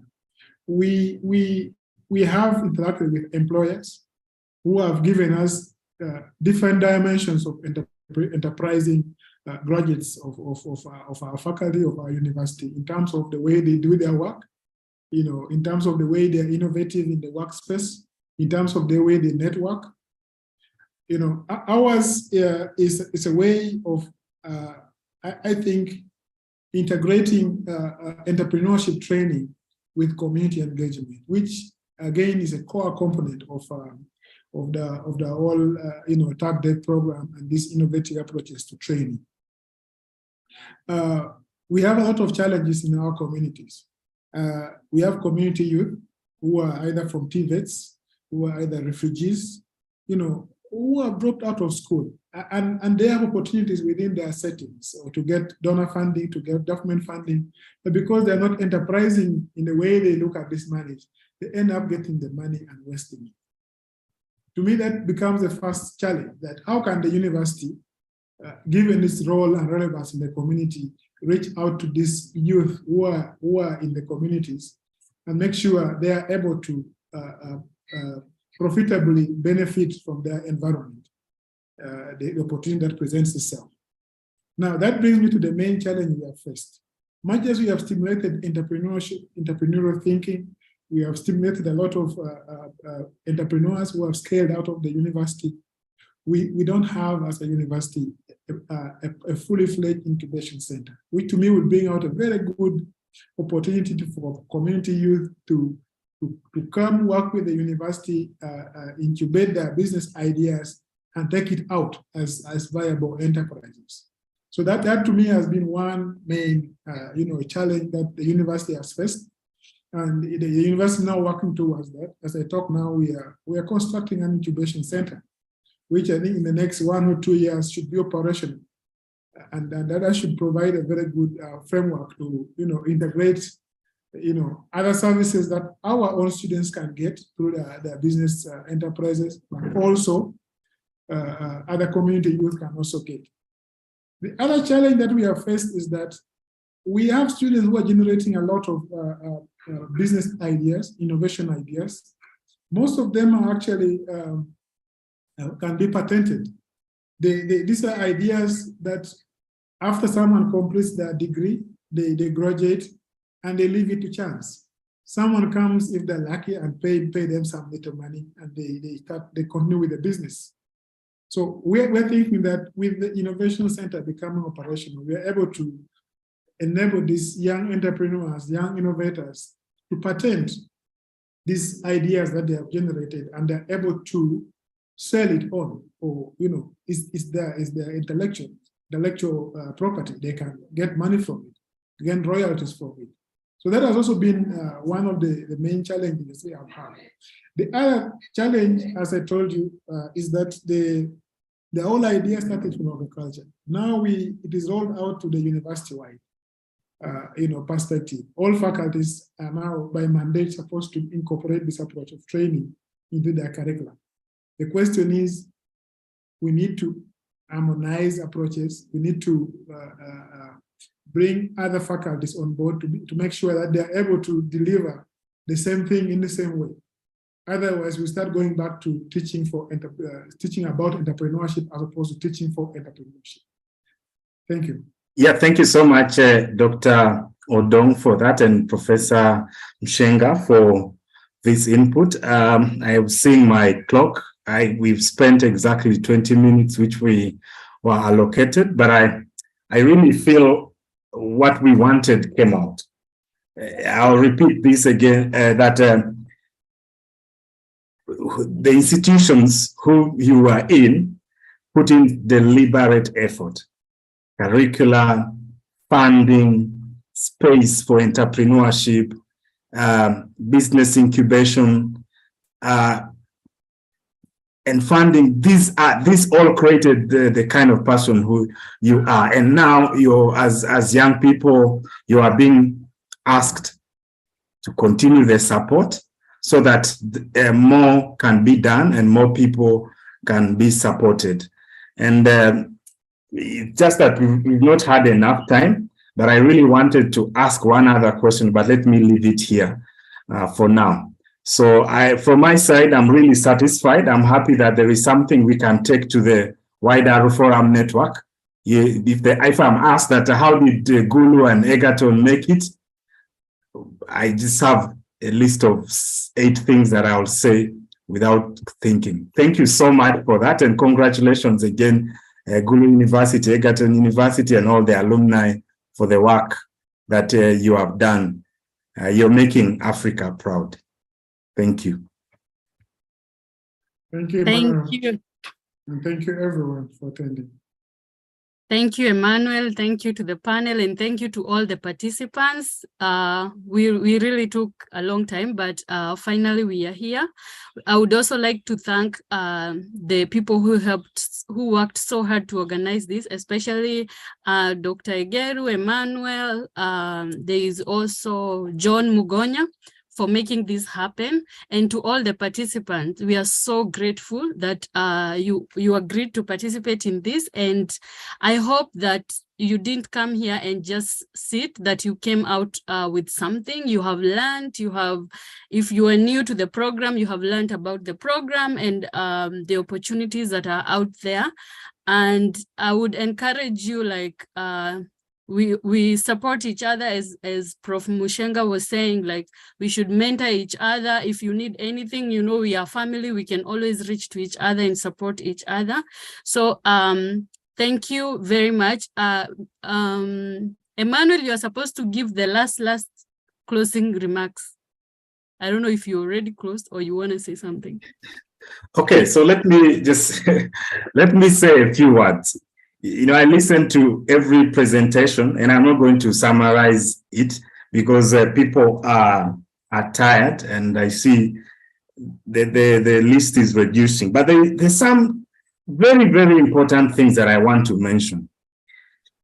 One, from Professor Dipala's speech, there is this thing that came out that people used to say youth are the future, but we are actually shaping things now.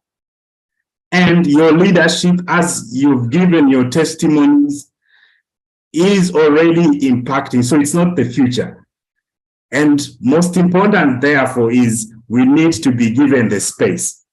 And I'm really happy to note that throughout the discussions, and more so concretized by the last two panelists, is that there was a deliberate effort, one, to skill the young people in leadership, in social skills, in entrepreneurship. There was a deliberate effort for mentorship. And this, if we have to create more change makers, to have a larger movement, then we need to make a deliberate effort. And I don't know if we still have university leaders here or leaders in other institutions. It's important to make sure that effort is deliberate. And when you're doing it, it must not be just for the sake of a project, because many projects have come and they failed. But we don't want this one to be like the others. And that's why we are seeing a difference, that there is a real evidence of people who have made a big difference. And across all the panels, especially the students, I listened, and one thing I heard was that, one, each person was passionate about what they were doing. They put in effort to make sure that there is a change.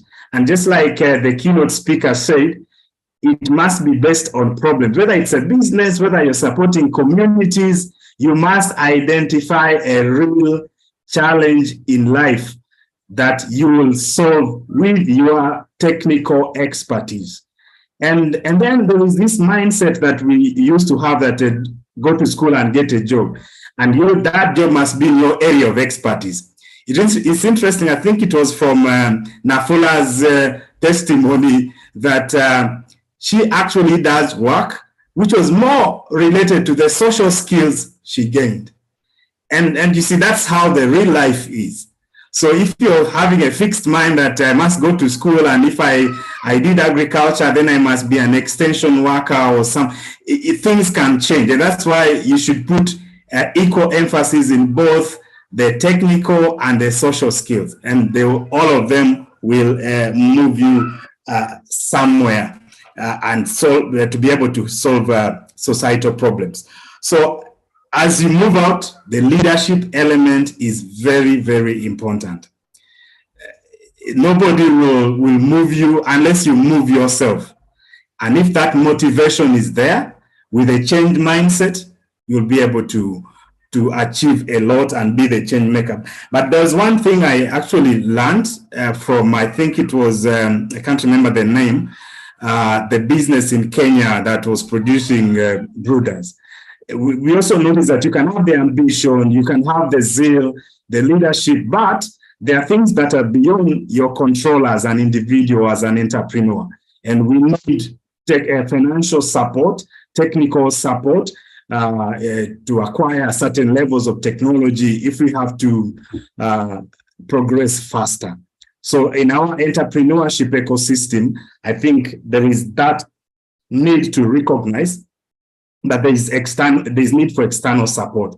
But also, as you're moving towards the digital economy, as you might be passionate, but you must recognize that we now need to operate in the 21st century, where the fourth industrial revolution is dominating everything. So whether we are agriculturalists or any other field, then integrating digital skills is very, very important. So I'll leave it here. There are many things that were talked about, but I thought that those were the key issues that came out, and we need to emphasize on them as we continue to mobilize others to become more change makers and scale this to the wider continent. So I'll leave it here. Thank you so much, Emmanuel. You really gave a summary of everything we have had today. And thank you everyone for participating. John, you did a great job. We are here, we did it. So we are very proud of everyone that helped organize this, and have yourself a very wonderful day. I'm gonna get ready and go to work now. My day just started. Bye. Bye. Thank you very much, everyone. Congratulations. Bye. Yeah, I think it's heartwarming to see all beautiful and wonderful faces. Thank you very, very much. And I can attest to the food security. Redemptor, is that you?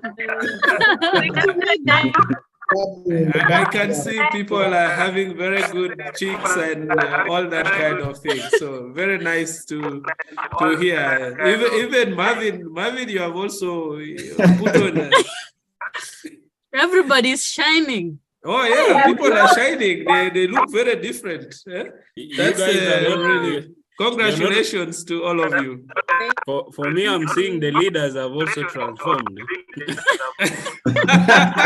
Yeah, that is true. Let me now be the last to say bye. Indeed, the leaders have